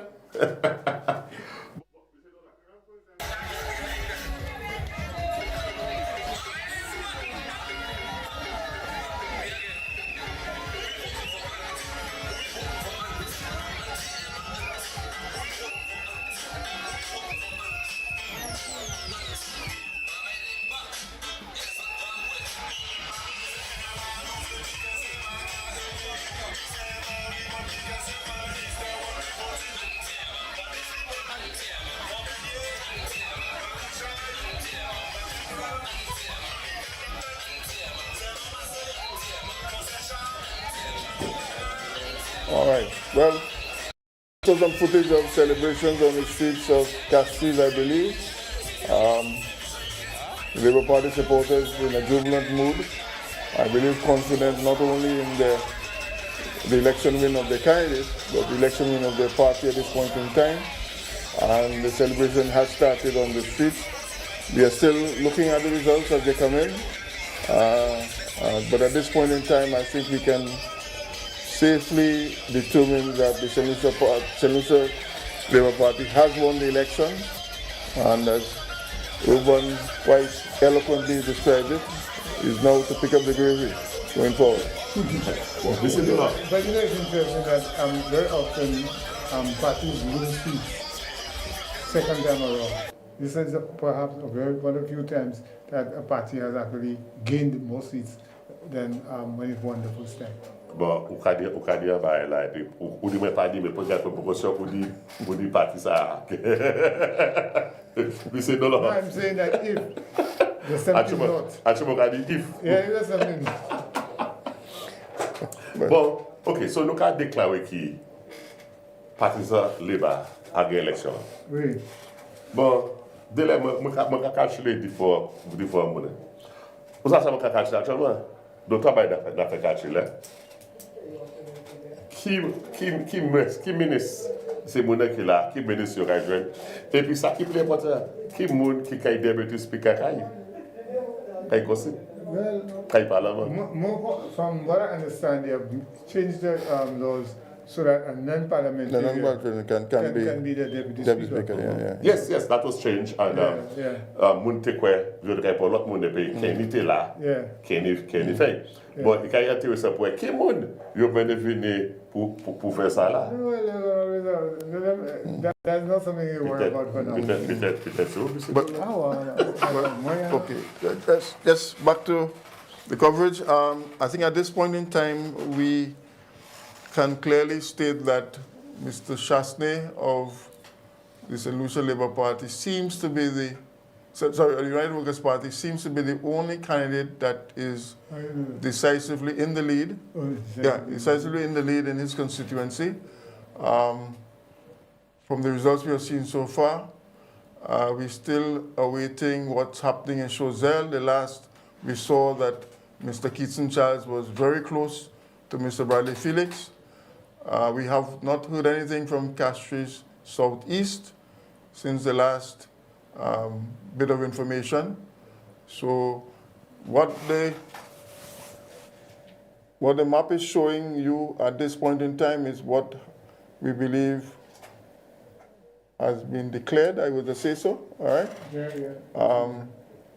Not showing what is significantly projected. I think we are projecting Castries North and Grosley and Babonneau at this point in time. Micoud South, I think there are those that we're projecting and those that have been declared. Yeah. Micoud South, I think we could project Mr. Alan Shasta will win that seat. Beaufort North, I think will go to Labour. Laborie to Labour. Choiseul is still tight in the race. The element there is a possibility that we may have a 16-1 at the end of the night. So it'll be quite interesting And interesting because, you know, when we had the results coming out of St. Vincent, there was this conversation that what happened in St. Vincent was a precursor or some sort of advance notification, if I may use those terms, of what would have happened in St. Lucia's elections. I was at a loss to see how the comparisons could be made. Different circumstances, different leader, different electoral situations. But as I said at the start of this particular election coverage, this is indeed a very intriguing election that we have seen so far. And as we said, certainly it marks the end of the political careers of some and the beginning of the political careers of others. And we can, I mean, while these numbers are good, I would want to say it is important that you have a very strong opposition in any democracy. That I thoroughly believe in. And we'll see what goes, but there is need for some sort of rethink within the United Workers' Party, a very strong party, a very rich history, dating back to the 1950s. The 1960s. The 1960s, sorry, the 1960s, with Sir John Compton. And we will see what happens going forward. But I think an opposition is more than the number of persons in Parliament. And in fact, there are some civil societies, there are some journalists, although journalists do not have very many outlets that were specific to do those kinds of things like editorials and so on.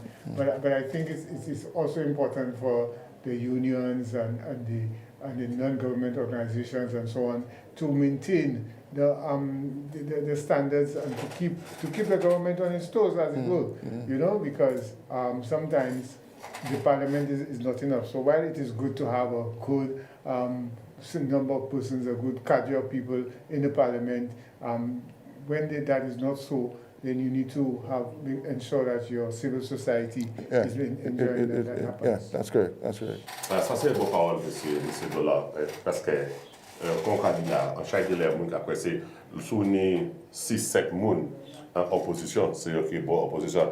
Mais en pile de l'air, c'est ce monde qui doit à la société civile, c'est eux qui fait plus bon opposition, parce que c'est eux qui pour garder à ce que ça gouvernement a fait. Avec des l'air, voyons même, top plus fort passer leur assise en Parlement, parce que ou assise là, ou parler, yotano. Et qui ça dit là, il y a toi de oreilles et puis sortir dans leurs oreilles. Mais là, c'est société civile. Et qu'on prend des marches, et qu'on dit, ou pas tel bagaille, et qu'on fait démonstration qu'on ne pas tel bagaille. Délai, voir top plus fort, parce que les gens qui sont assis en Parlement, mais c'est de ça, c'est un bon point pour faire là. All right. We have something here. Popular vote, independence. 3976, National Congress Party 29, St. Lucia Labour Party led by Honorable Philip Joseph Pear, 36,405 votes so far. The United Workers Party, based on what they have received so far, 24,398 votes. So that I would say is where we are now. In terms of the votes cast, it will change as the night progresses, but it does show that big swing that took place in 2021 remained with the St. Lucia Labour Party and did not go back to the United Workers Party. Oui, donc à côté, donc le cas de parti, et bien qui manière moun a voté, on est indépendant, moun qui est indépendant, yo hen ensemble 3975 votes, 6,3%, et 6,13%.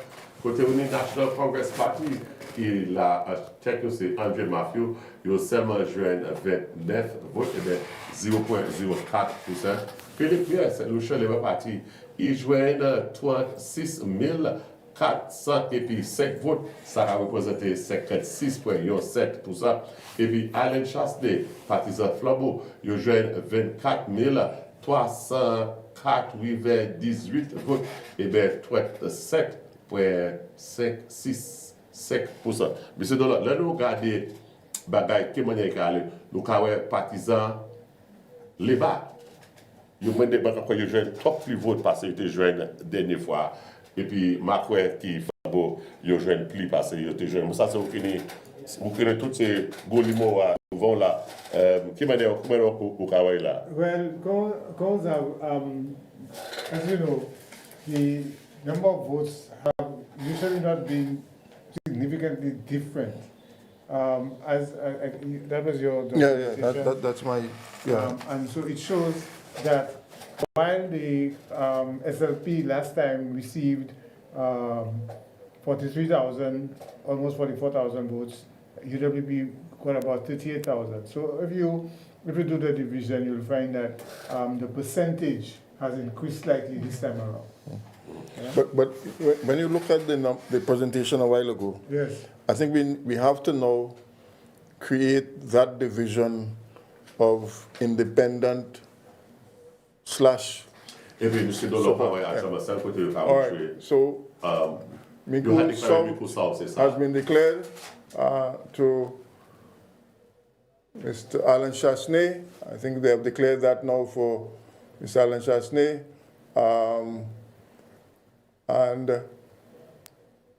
I think we have not heard anything in relation to Castries Southeast. The others, I think we have sufficient results to go with Groseilliers, Castries North, Castries Central,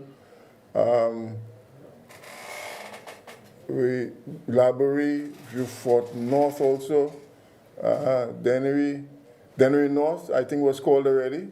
So that should be. I don't know if it was called, it's just that the figures. Well, the figures were projected based on. Ça, you can put là sur map là, you can put ça c'est côté you had déclaré c'est mon. Yes, that's what the electoral department has done. We in a studio based on figures.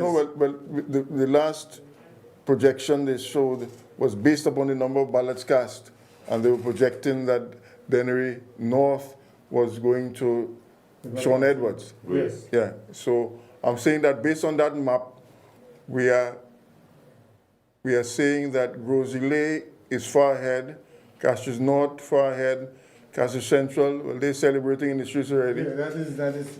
Laborie and Vieux Fort North have both gone to the Labour Party. And so it remains then basically the results in Castries Southeast at this point in time. As the last one, based on the information we have so far, as to where that particular seat will go. So for now, I think we are looking at 2 independents. I think go ahead. Yeah, 2 independents of the 2 independents, 1 for the United Workers' Party, and 13 going to the Labour Party at this point in time, with 1 seat that we do not have sufficient results before us now. But I think the new declarations by from the map we have there is that Choiseul is now red. Non, ça y est, monsieur, sur map là, non. Il faut pas monsieur. Yeah, Yeah, Choiseul is red. Choiseul, oui. Yeah, Choiseul has been. Oui, okay. Oui, So Mr. Bradley. Même map là. Eh bien, actuellement, ça dit ça, on décade. Non, ça, on décade. C'est partisan. That's from the electoral office? That's from the. Let's put back up the map again. Yeah. So we are saying that very significantly the electoral department has now projected or declared that Choiseul is actually gone to the to the Lucia Labour Party. To the Lucia Labour Party. Right. Yeah. So, now, I mean, when you start losing the one of the 2 seats you have. So it means that at this point in time, definitely you have 2 independents, 13 to the St. Lucia Labour Party. That makes 15, 1 to the WP, and 1 still to be decided, which is Castries. I see another red came up there. What's that one there? Babano. Okay, so Babano has gone too. Babano has gone red. All right. So it's only Castries East that we, Southeast, that I think is remaining. Delray South, Library, therefore North. Yeah, all of that gone. Well, so from when I looked at what was happening, some of the seats that I thought were marginal, all 3 out of the 4 have actually gone to the St. Lucia Labour Party. Because I was thinking to Frere and so you kind of raise Babano and Castries Southeast. And so if now 3 out of the 4 have actually gone to the St. Lucia Labour Party, it means that my projection of SLP within 12 seats at least is more than apparently we will be satisfied. Moi, de mon résultat, je suis still pas capable. Donc, espérer écouter, regarder qui manière il est là. So at this point in time, I think we are saying that 1 seat has been declared for United Workers' Party. The political leader, Mr. Alan Chasney. And they have lost one of those they have. They've lost 1. Mr. Bradley has lost his seat. The deputy political leader, Mr. Fede, has lost his seat. We are waiting on further information on 1 seat, which is Castries Southeast, to see where we are in terms of the numbers. And I think that will move to probably to 14 to 1. When you look at the logistics and projections, part of the thing we have some information there, right? Okay, Castries Southeast. Ms. Joey has gone ahead. SLP 1,938, ahead by 411 votes. Mr. Guy Joseph, United Workers' Party, 1527. 50% of the 36 boxes have been counted. And it's interesting to look at the numbers. It seems that has a very low turnout. If you have 15,491 total electors, 50% of your ballots have been counted, and your sum total then now is just about a little over 3,500 or so. We look at the 3,500. We look at the Castries Southeast, le côté Lisa Joyeux Hani 1938 votes. Guy Joseph 1627 votes. Constituency ça l'année 36 boîtes qui recouillent et puis il y a 60%, 18 à couiller. Et puis l'année 15 491 personnes qui registrent pour vote. Et puis là, il y a 50%. Et puis c'est 22,68% seulement, mais c'est dans le monde qui a sorti voter. Bon, ça est intéressant. Regardez au coucher. Les bons matins, l'autre regardez en ces divers côtés, le monde qui a allé voter. Ou de cas, c'est là, il y a pile de monde qui est allé voter. Parce que les mêmes partis bon matin, c'est là, et puis en plein nous mettons ici à plus bonheur, et puis en plus c'est monde, c'est candidat qui a dit, c'est là, là, il y a pile de monde associé là. Mais l'autre midi, et puis c'est là ça, en chaque côté ça, pas tenir personne. Parce que moi, je voter pour 2 heures. Et pas pour 5 minutes pour être sorti. Oui. Vous êtes chez vous le bon matin. Oui, et puis après ça. C'est mon travail. But when you look at the Castries Southeast constituency, traditionally they have had low turnouts. So the turnouts have had 2006, 45%, in 2012, 2011, 47%. Okay. Then in 2016 they had 41%. So the only year they actually had above 50, from what the data I have, is 90 was last year, when they went to 52%. So that is so the figures we've seen there are entirely consistent with their trend, because they've always been trending less than 50% voter turnout. But if 50% would be bringing you at 7,600 odd. So I'm saying that when you add what we saw a while ago, I'm with you. You're even below that figure of 50%. Yeah, I'm with you. So it's projecting a very low turnout in that particular constituency. I'll tell you the figures I give you there. C'est un celebration like when all right, so we have some celebrations, some scenes. Lucia là, ça c'est Castries South. That's Castries South. Célébrer. So you know the office well, how come? Moi, c'est un journaliste, ça te passe sur radio. Moi, tout partout. Et puis, ça, c'est constitué moi sorti. So we have some scenes, some jubilant scenes there. Mr. Henrik Joseph has suggested to us that it is the office of... No, ça, c'est Hilaire. That's Cicero. C'est Hilaire. That's Cicero, yeah. C'est Hilaire. So what you said was Castries South is Castries South. What's that party for? No, but I made a mistake on my level. When I said the turnout was always less than 40%. But Owen, I think we can start talking now about what went wrong with the campaign of the United Workers' Party, because they seem, you listen to the supporters, and they were quite buoyant and of the belief that... All right, we have... Okay, yes, so Choiseul has been called. Mr. Keatson Charles has defeated Mr. Bradley Felix. Mr. Charles has won 2,775 votes and is presently ahead by 423 votes. Mr. Felix has garnered 2,352 votes, and that is based on 96% of the total ballot boxes counted. So, clear winner, Mr. Keatson Charles has been declared the winner of the Choiseul seat. A newcomer to politics and defeated I would say a veteran, a veteran within the United Workers' Party. Newcomer, young man into the Parliament of St. Lucia. That just goes to show the power of unity in a party. Because remember the last time, the last election, there was some battling, internal battling for the Choiseul seat between the St. Rose and Antoine.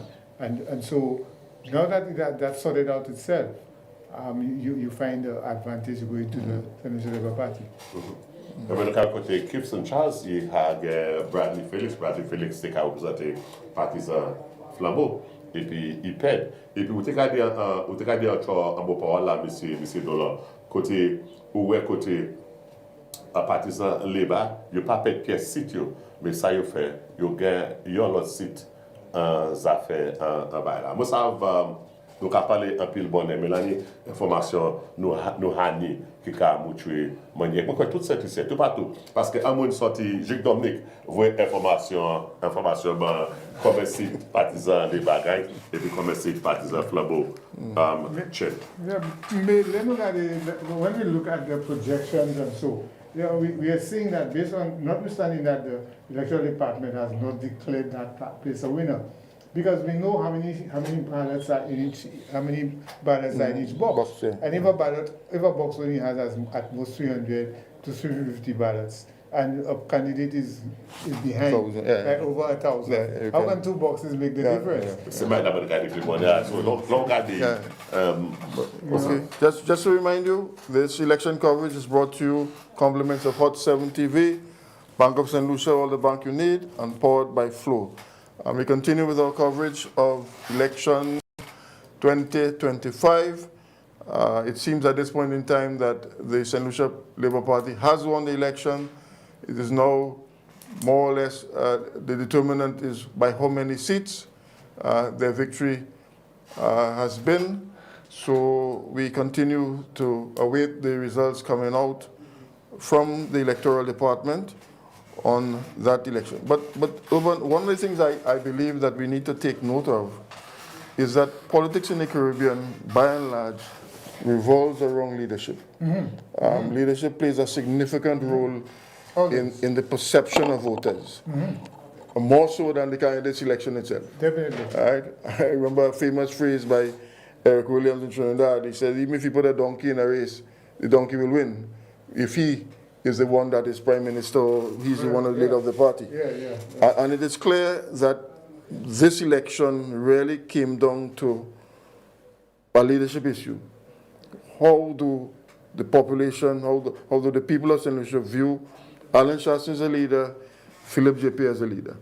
And I think the results are showing that clearly there is the opinion of most within the country that Philip J. Pierre has led the country well over the last 4.5 years.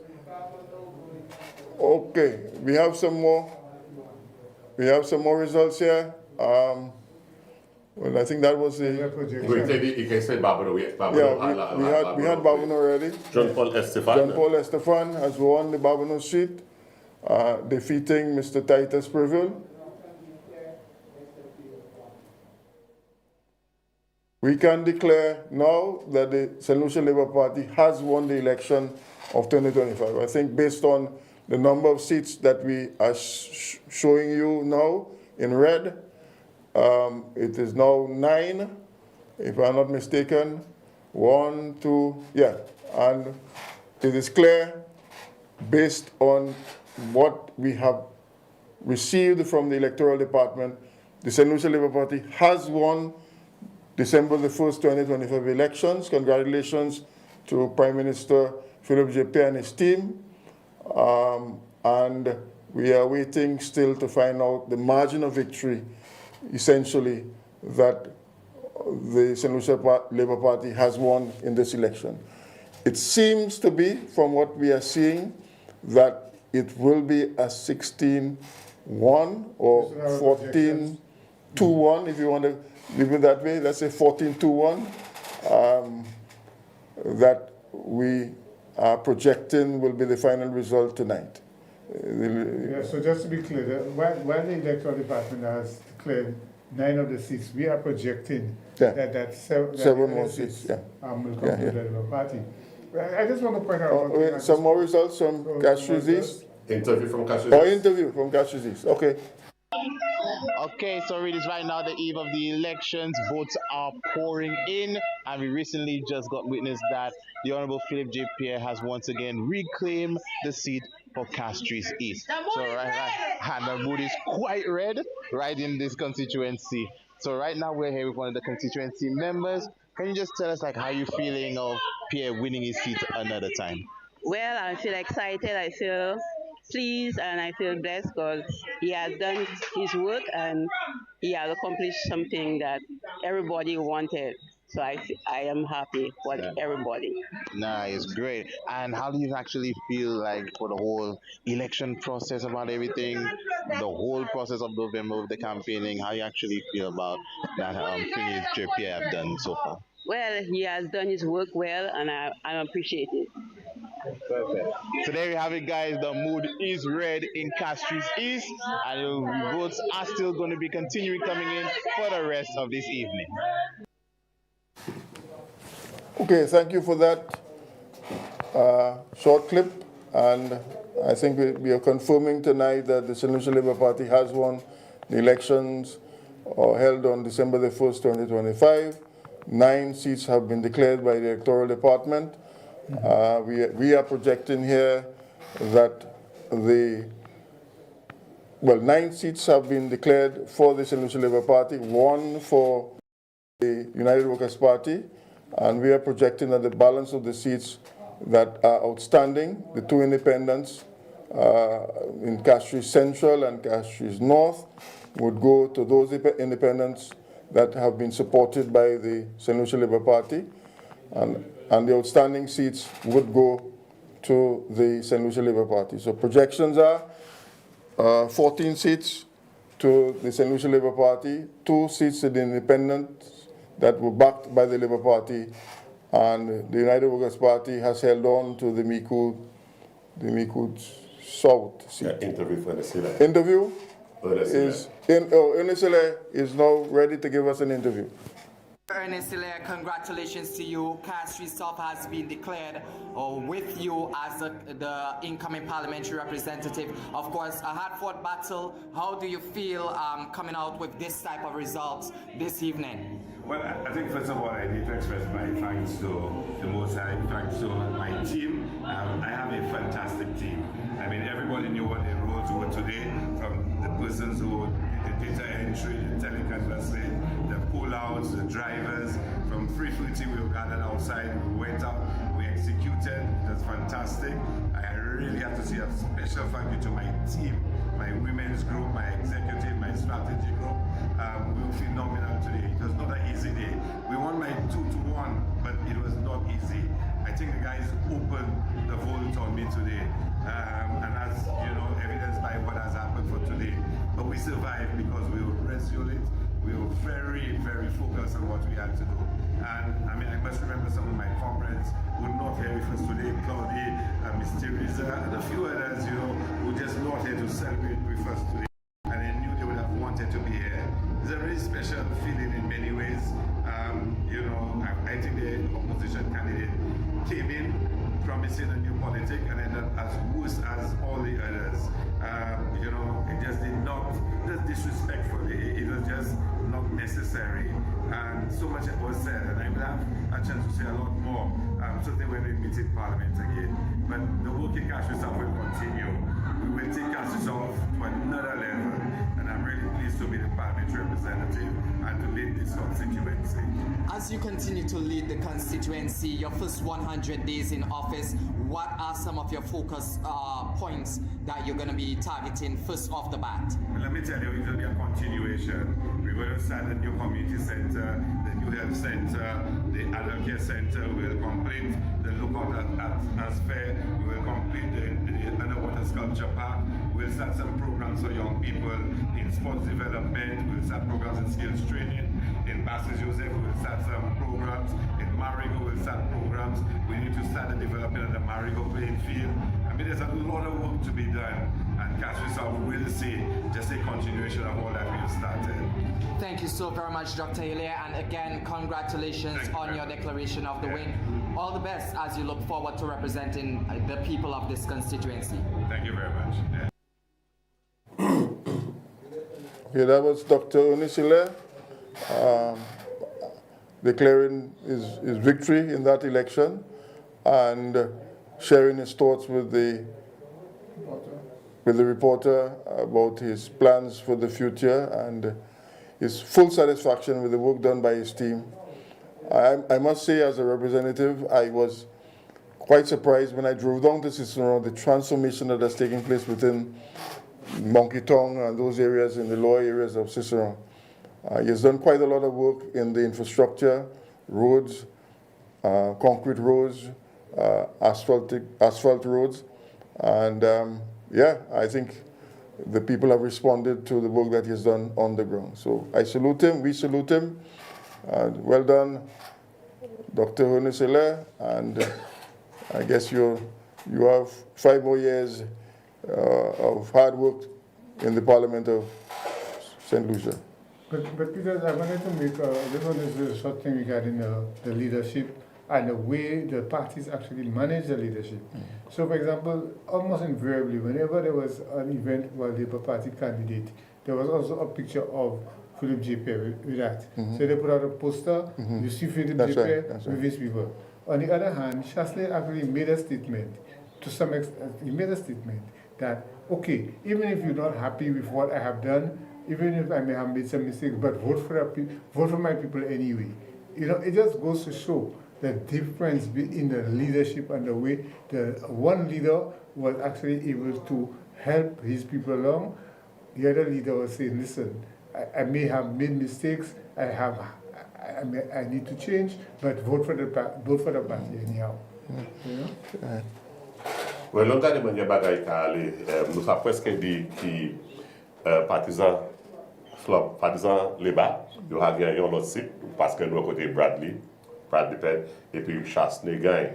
So on est pour une situation côté peut-être un seul bon parlement au Kanye, à côté ces jeunes et puis tous ces candidats presque tous ces candidats partisans Labour, on parle de Shanda Harrison, c'est pas tête et puis où étaient des l'autre candidat qui indépendant qui yo a dit qui yo pli bete koyo là et puis partisan Labour. Bon, bah là c'est à Choma. Bah tout bah fini. Voter fini, élection we have fini. some scenes from Castries Central, and I think this is a dual celebration of a victory for independent candidate Richard Frederick, together with a national celebration of the victory of the Labour Party at this elections in 2025. So the people of Castries Central are on the streets. I believe that's Jeremy Street or so. Yeah, maybe. Waving their flags, decked in their colors, and all in a jubilant mood at this point in time. Bon, actuellement, mais actuellement, ça me règle actuellement, ça me là, c'est parce que l'élection a fini, il y a les barrières. Bon, en tout cas, c'est pas partisan les bas, ça pas élection les bas, mais ça c'est cette lycée parce que actuellement gouvernance là pour commencer pour gouverner tout qui c'est yon cette lycée. Depuis passeport de cette lycée, ça c'est gouvernement nous. Hein? Bon actuellement c'est donné pour marier et puis commencer gouvernance pays. Et puis quand très intéressant pour nous est-ce tout ce monde ça là est-ce tout 17 et bien 15 avec des est-ce qu'il vient cabinet et bien comment dire c'est Moussa qui aller en parlement qui va faire ça qui aller et quand très intéressant pour nous ça est-ce que tu as parole là sur qui est ce que chaîne ministre when you look at a situation where most of the persons who were there before are re-elected, right? So you have a situation, let's say, in Babano, a teacher has been replaced with a teacher, right? So now the teacher who was there was not in that particular ministry. So as you rightly said, now, I'm not giving that thought because for me, you know, they say you mustn't count eggs while they're still in the chicken's cloaca. But father told me your father responded and told me that if the egg is in the chicken cloaca, it will be laid. So anyhow, but so that's something I'm imagining. He will meet with his parliamentarians and see whether there will be some sort of reshuffling of sorts. Because the people who came in, I don't know that there's Lisa, right? The additional person is Lisa. Gibson Charles. Gibson Charles. Lisa Gibson Charles.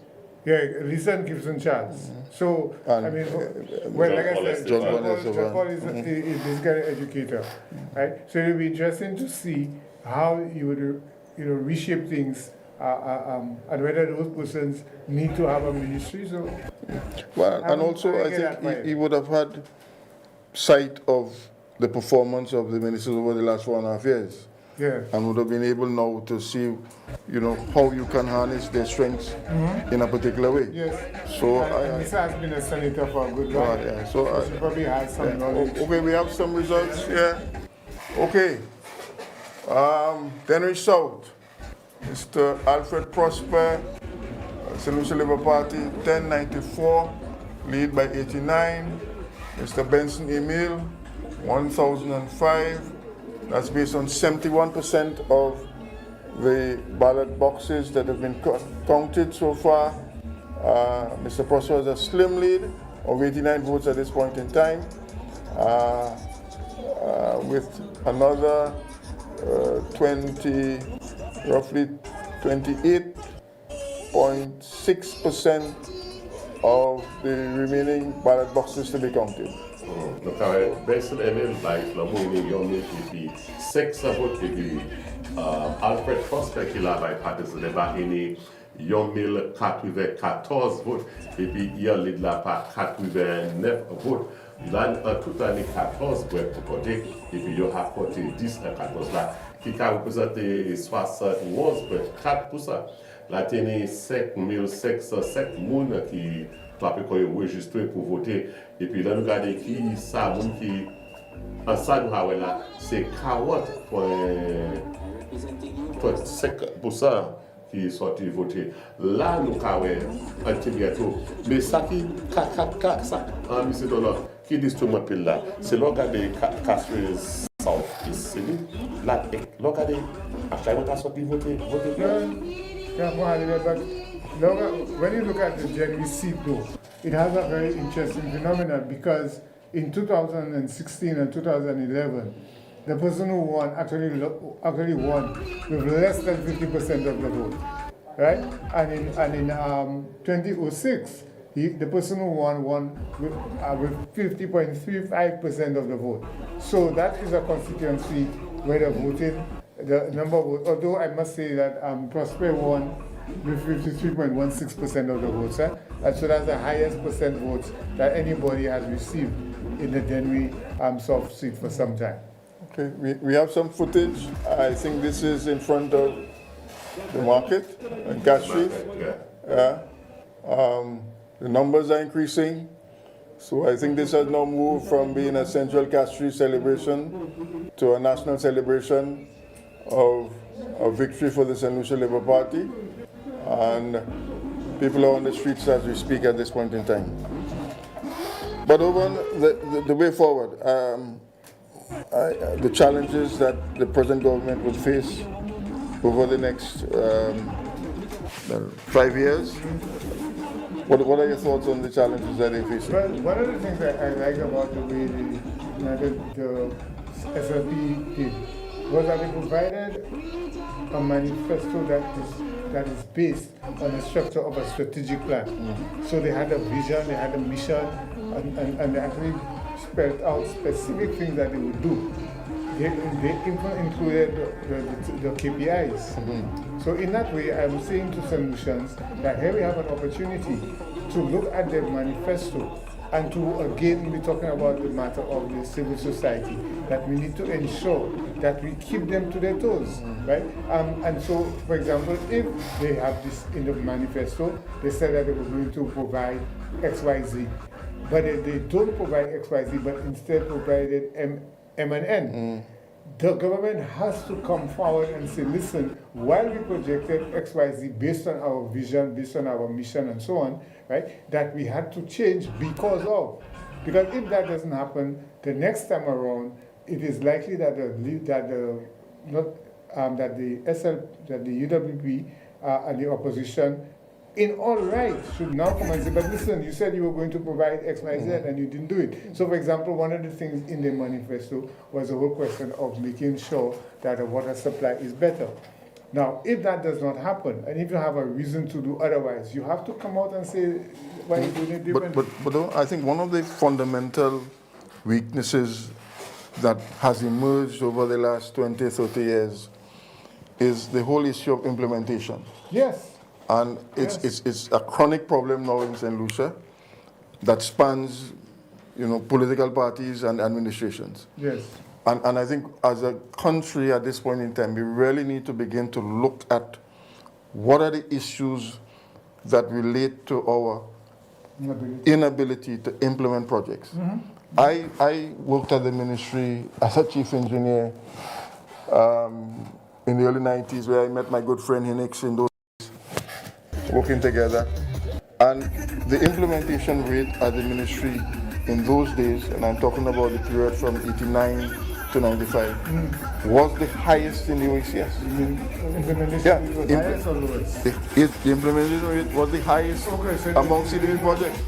Yeah. I mean, when CDB came to St. Lucia in those days, our capacity to implement projects was superior to any other OECS country.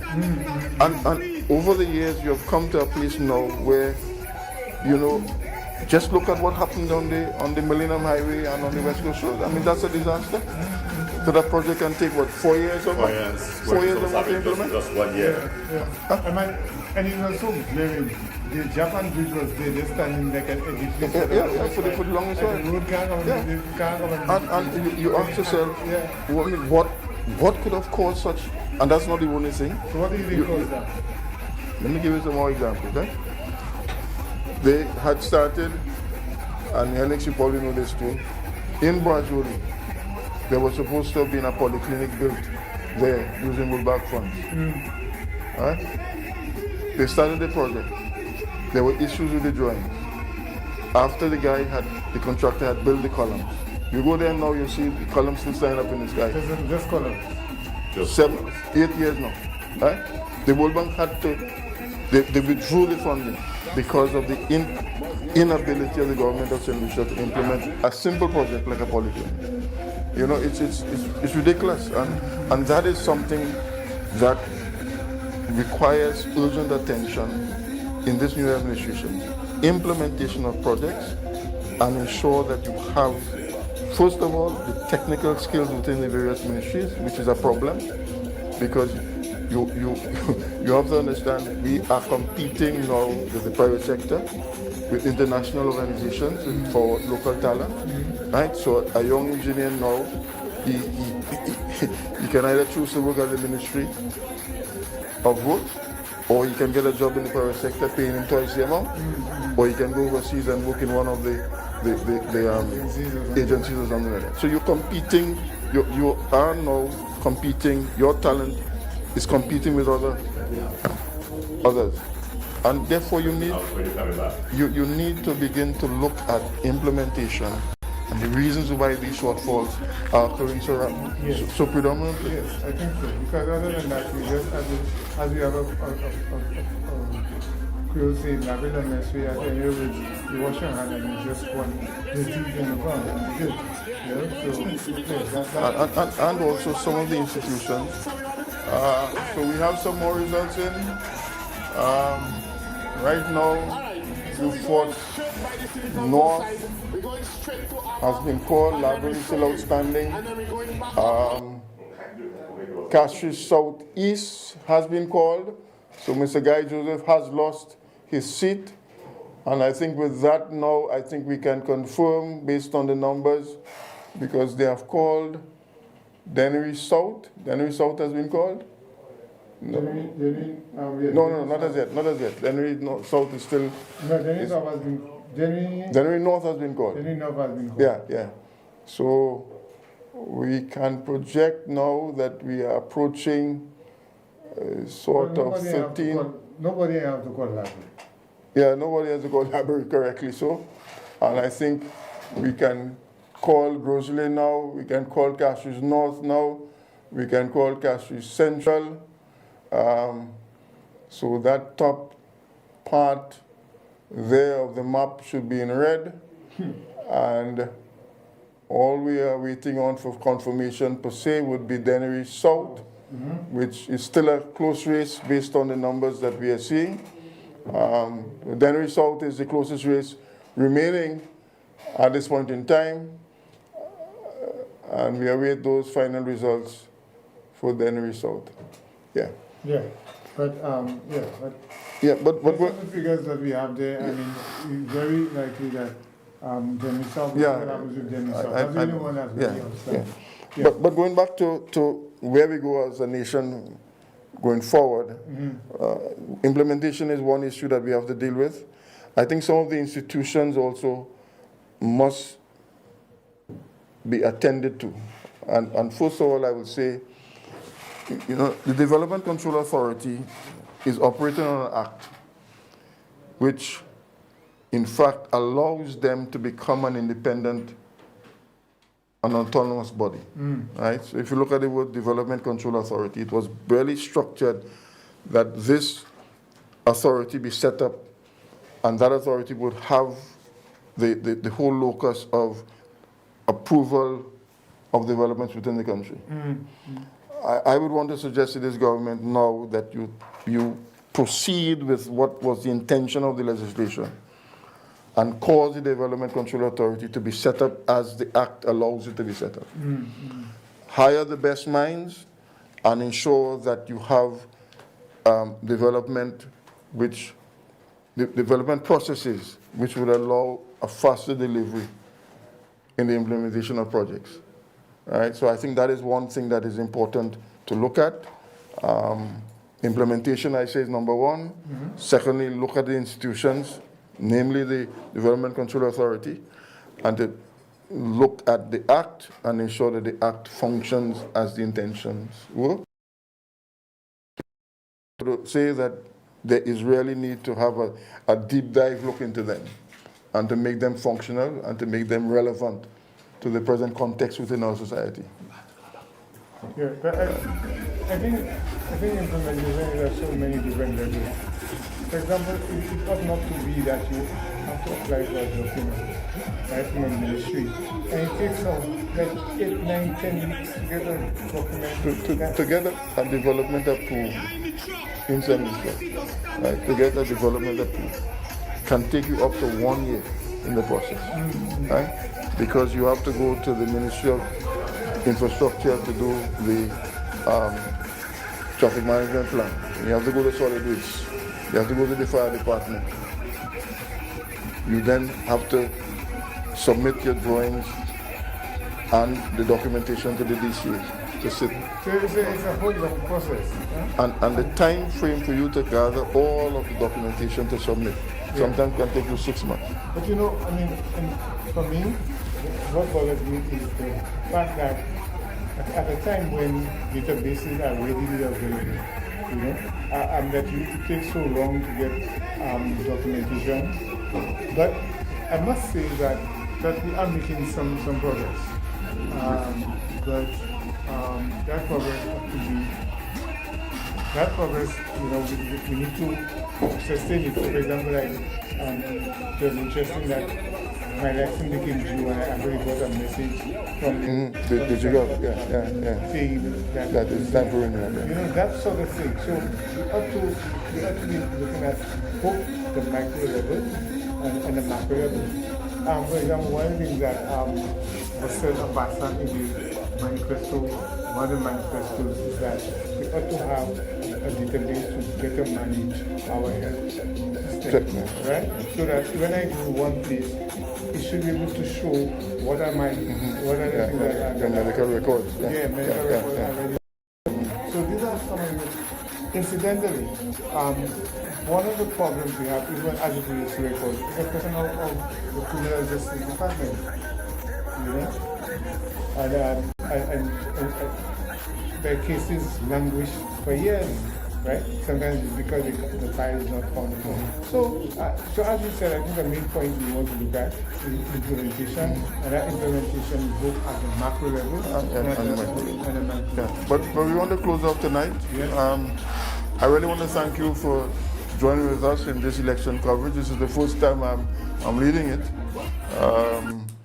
And I really believe it was a very interesting evening, an interesting conversation with Mr. Urban Dolor and Mr. Henix Joseph, who provided some color to the discourse. I want to congratulate indeed all that participated in the elections. I thank the various supporters for their discipline, that we had no violence during this whole period of time, and that the candidates who are successful, I wish you all the best. To Honorable Philip J. Pierre, you have been given a mandate by the people of St. Lucia. I know you take these things very seriously, and the expectation that carries with that. And we congratulate you, and to the supporters of the United Workers' Party. Thank you indeed also. And obviously there is some reflection and rethinking that you have to engage in over the next couple of months and years, and to get yourself ready again for the next election cycle. So, on behalf of Hot 7 TV, we want to thank you for joining with us on Election Central. It has been a very rewarding evening for all of us participating this afternoon into this evening. And God bless you. Have a wonderful evening. And have a safe journey home for those that are on the road. Safe journey home. Good night and goodbye until we see again sometime in the future. Good night, everyone. Good night, everyone. Continue. Thank you.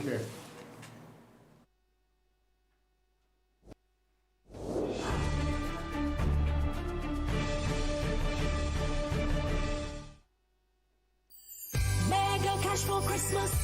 Don't be yourself. Will you marry me?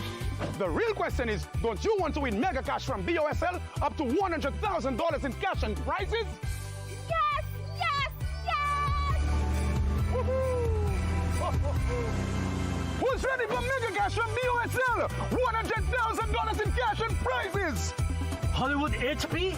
Mega cash means joy for everyone this Christmas! Yay! Wake up! You can win mega cash with BOSL this Christmas! Don't worry, There is enough mega cash for all of us. $80,000 in cash and $20,000 in prizes. Take a loan or tap your BOSL Visa credit card and win mega cash for the holidays. Terms.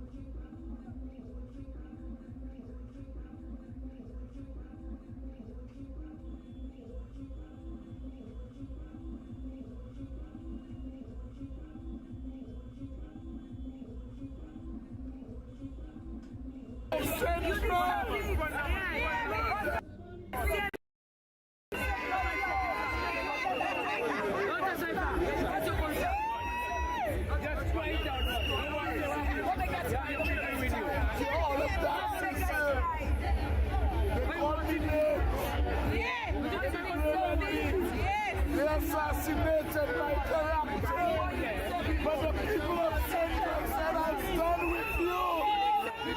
And again, they are resounding victory. And to God be the praises.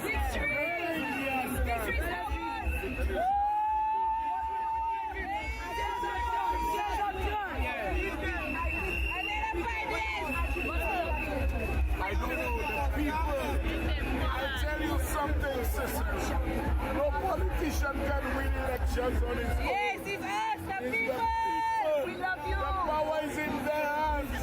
And they say, no matter how many names, all the trouble has called me, the rivers, the Kenishas, the Tandy Floods, Shasty, KKRI, Sarai Alexander, irrespective of the names they call me, God said to the people of Central Castle, send this man back to power.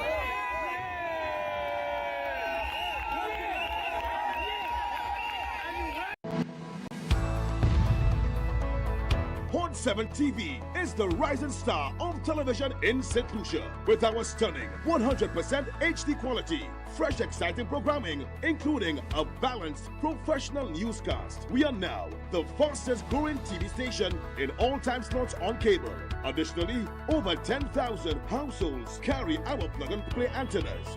Our mobile app has over 11,000 users locally and over 300,000 users worldwide. Keyword to find our free app in the App Store is Caribbean Hot FM. Swipe once for Kiss FM. Swipe twice for Hot 7 TV.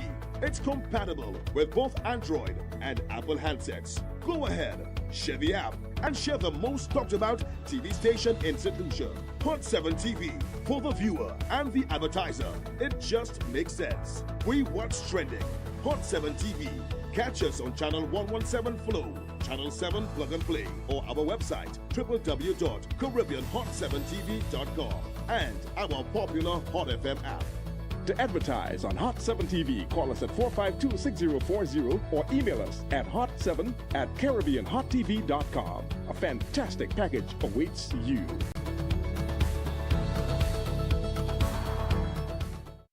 Here's your guide to installing Hot 7's digital antenna. Please note that all TV sets manufactured today have a digital tuner. TV sets manufactured before the year 2000